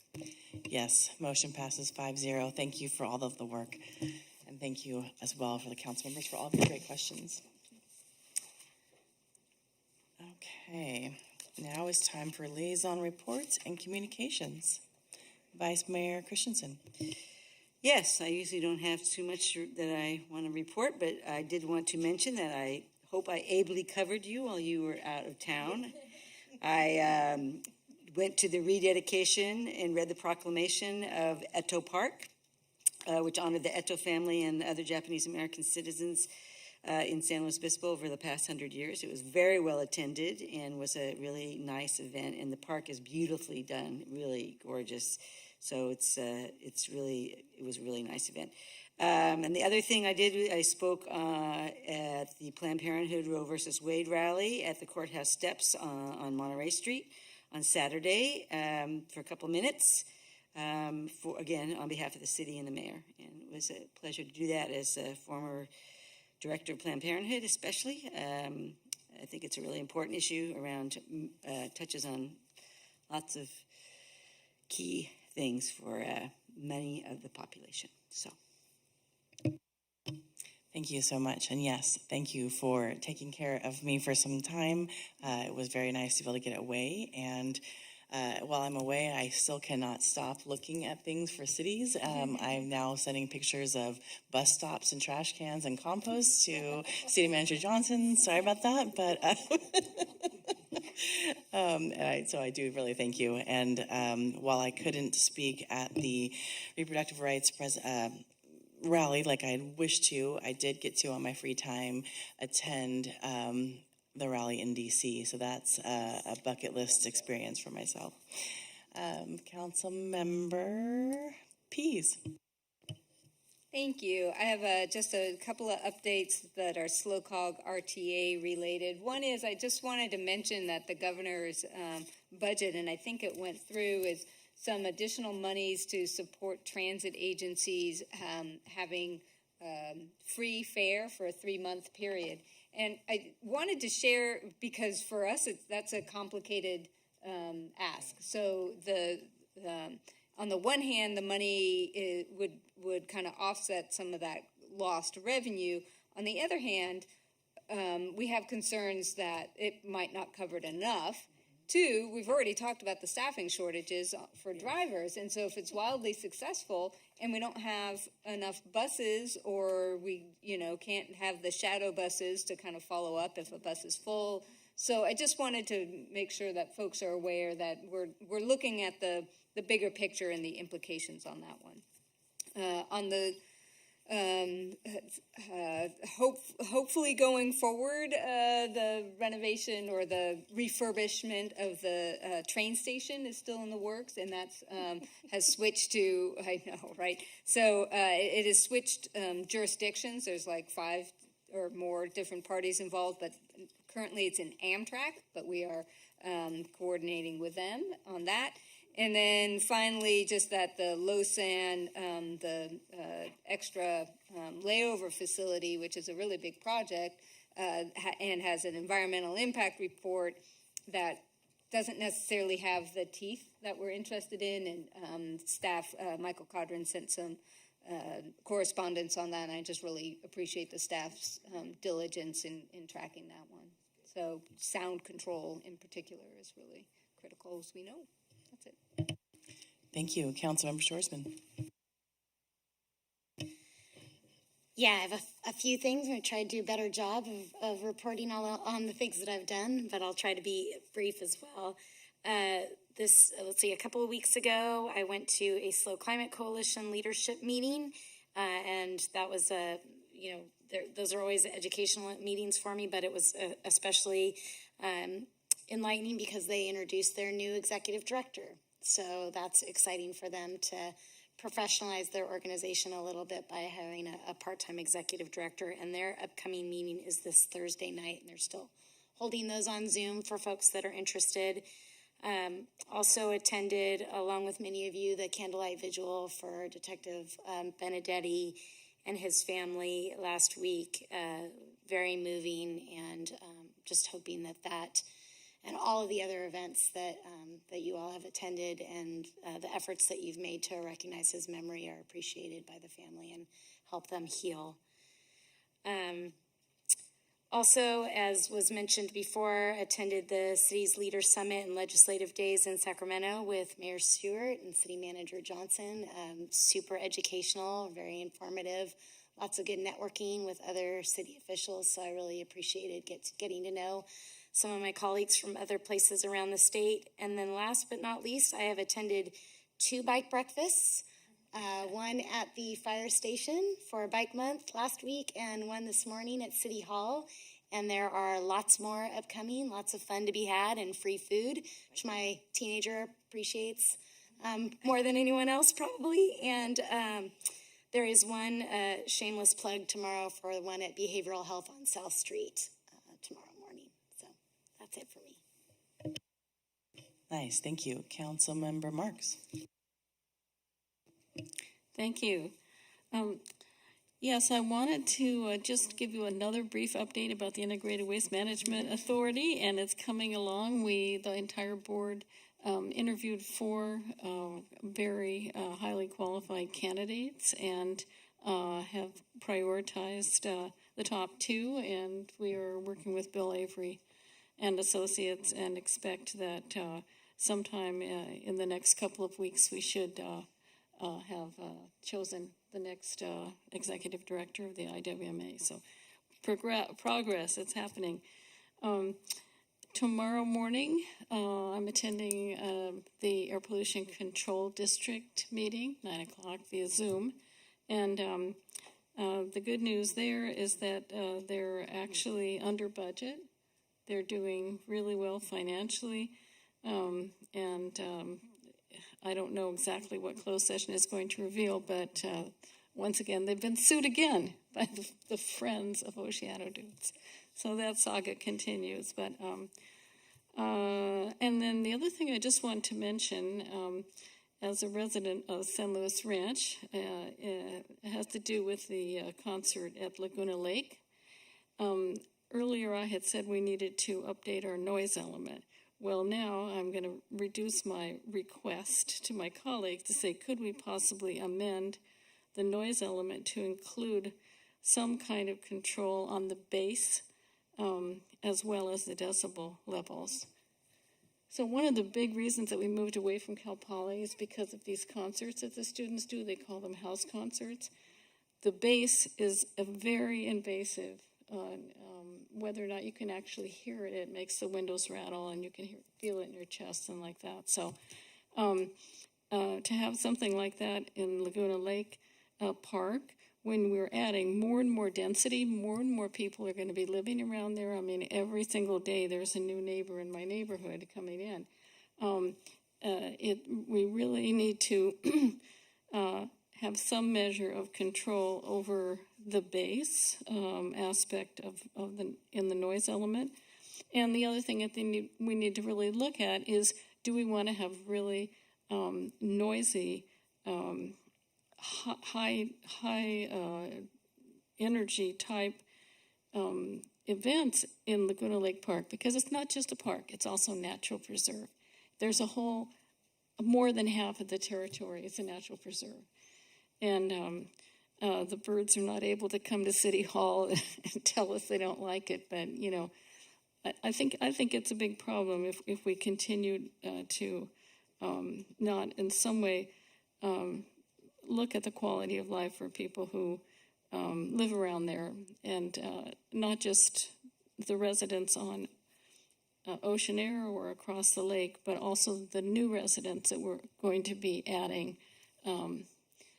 very shortly. So I don't know if anyone interested in trying to urge staff to take a look at amending the noise element to include monitoring bass. Okay, Councilmember Pease.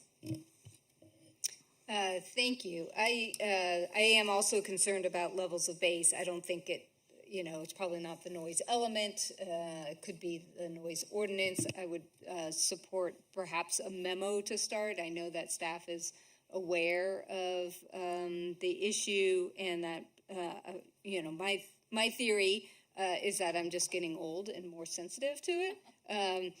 but it's also possible that current equipment and sound fashion is more bass heavy right now, and I agree. I also find the issue with downtown bars that music, love music, and I think we have a lot of really good controls and appropriate monitoring, etc. But somehow that bass is particularly challenging. Sorry, I'm like debating the issue. So I gotta look. So anyway, I think that there would be some appropriate, maybe starting with a memo from staff to see what could be appropriate evaluation of that issue. So you're looking for more trouble? Sorry, Vice Mayor Christensen. Well, I've done this before, and to me, noise is like trying to control odors or parking. There's a line you're always trying to walk, and I am having dealt with the noise ordinance more at the county level than here, but also here. You can talk about it night and day, and you're still going to end up with the same problems. So I am not interested in exploring it. I don't want to take time talking about noise more. Big surprise. And I also feel that in San Luis Obispo, you can regulate the crap out of noise anywhere you want, and then tomorrow the wind changes and the noise comes through differently. You can't regulate noise except for, we regulate it, and I think that we do the best job we can. I don't think changing the things about bass or anything else is going to make a difference. If the wind's blowing the wrong way, it's going to make noise. And I think what's more important is that you are following the noise ordinance. So lots of times we haven't in the past done as good a job of checking and monitoring the decibel level and shutting the music off at 10, but I think as a city we're getting a lot better about that. So to me it's more about enforcing the current ordinance as opposed to trying to regulate something that's already hard to regulate. Thank you, Councilmember Shoresman. I was going to just say the same, similar to what Vice Mayor Christensen said about the winds in SLO. Sometimes I hear the train like it's right next door, and sometimes I don't hear it at all. So I think it really depends, and it's hard to regulate. I do also wonder if some of this, I saw many of the letters as well, and we've had 2 years of virtual silence with no activities happening throughout the city. And so I sort of wonder if we are not used to hearing things that we are now maybe starting to hear a little bit. So I would like us to monitor this and enforce some of the things that the Vice Mayor is saying. And then if we monitor it and it continues to be a problem, then I wouldn't be opposed to reviewing whatever staff would recommend at whatever level, whether it's the a noise ordinance or a noise element or whatever staff recommends in order to address what might become a continuing issue. Thank you. Can I ask a question really quickly? When's the next round of times that we would look at the noise ordinance? So there's two pieces. So we're talking about the noise order. We haven't looked at it in quite some time. We don't have a scheduled time to take a look at it. I think that to some of the council's comments is, we have new staff. We're now going to be looking at ways we can be more proactive for some of these events at Laguna Lake Park and also for concerts in the plaza. Because you got to remember we have a few locations and the property line is at Choro. So if we don't want bass, concerts in Mission Plaza are going to look a lot different, a lot different. So I'm going to be talking to Mr. Vakian about assigning a staff and having the fee cover the staff. So if there's a neighbor concern or wherever it may be, we have someone on site with a sound meter and they're actively monitoring. We didn't have that last weekend. We're going to be doing that moving forward. And I would suggest we do that. And if we continue to receive complaints, then we can revisit this at a future time. Great, thank you. And I think the other thing is for people, when we get to October-ish, when we start to look at our next financial plan, which I cannot believe we're already here, is that's a great time, I think, for more people to kind of share their input too on what's working and what's not working, especially when the Avila Ranch is built as well, and we start hearing from, when it's really full. I think sometimes too, when we have like an empty room, you hear a lot more echoing and all that versus when everything's full. So I'm definitely open to talking about this in the future, but I think right now I'm not sure that we can do a trade-off of other work that you have going on, that we've already been pleased to see some things are completed and want to see more of the major city goals still continue to be completed. That's where I'm kind of at. And so here's my commitment to the council. I'll have Mr. Vacan talk about the changes that we're making operationally moving forward with staff so that we're monitoring the sound, and then we'll report back. And we'll have a test case this weekend with the Pride Festival at Laguna Lake, and so. Great, thank you. And with that, will you also remind me, so Madonna in /Expo area, like when they had the Boots and Brews, is that considered part of SLO city or only county? That it depends, and so it depends where the stage is. The stage is most often in the unincorporated area. People will park in the incorporated area, and so our jurisdiction is fairly limited. Though we have a very good partnership with Madonna Enterprises, and so we usually can talk and work through noise complaints. But I think that was the last one, if you recall, the Boots and Brews. I think was it 2019. Where there was sound heard across the town because the wind blowing that day carried the sound that particular direction. Thank you. Yeah, I just remember seeing many comments on Nextdoor at that time when I was still looking at that. Okay, well, thank you. And I will not begin to share all of the things that are going on the next 2 weeks because it's kind of wild when we have one of these 5-week Tuesday or 5 Tuesday months because then there's so much more going on. But I do, I believe all of my colleagues are coming on the 31st to Laguna for the Middle School Community Service Awards. So I think that'll be a lot of fun. I'm really looking forward to that. And then I don't remember how many units it is. Maybe you remember, City Manager, but really excited for next week as well for the wall raising for the Haslow affordable housing project that will be started. So many more things we'll report next week.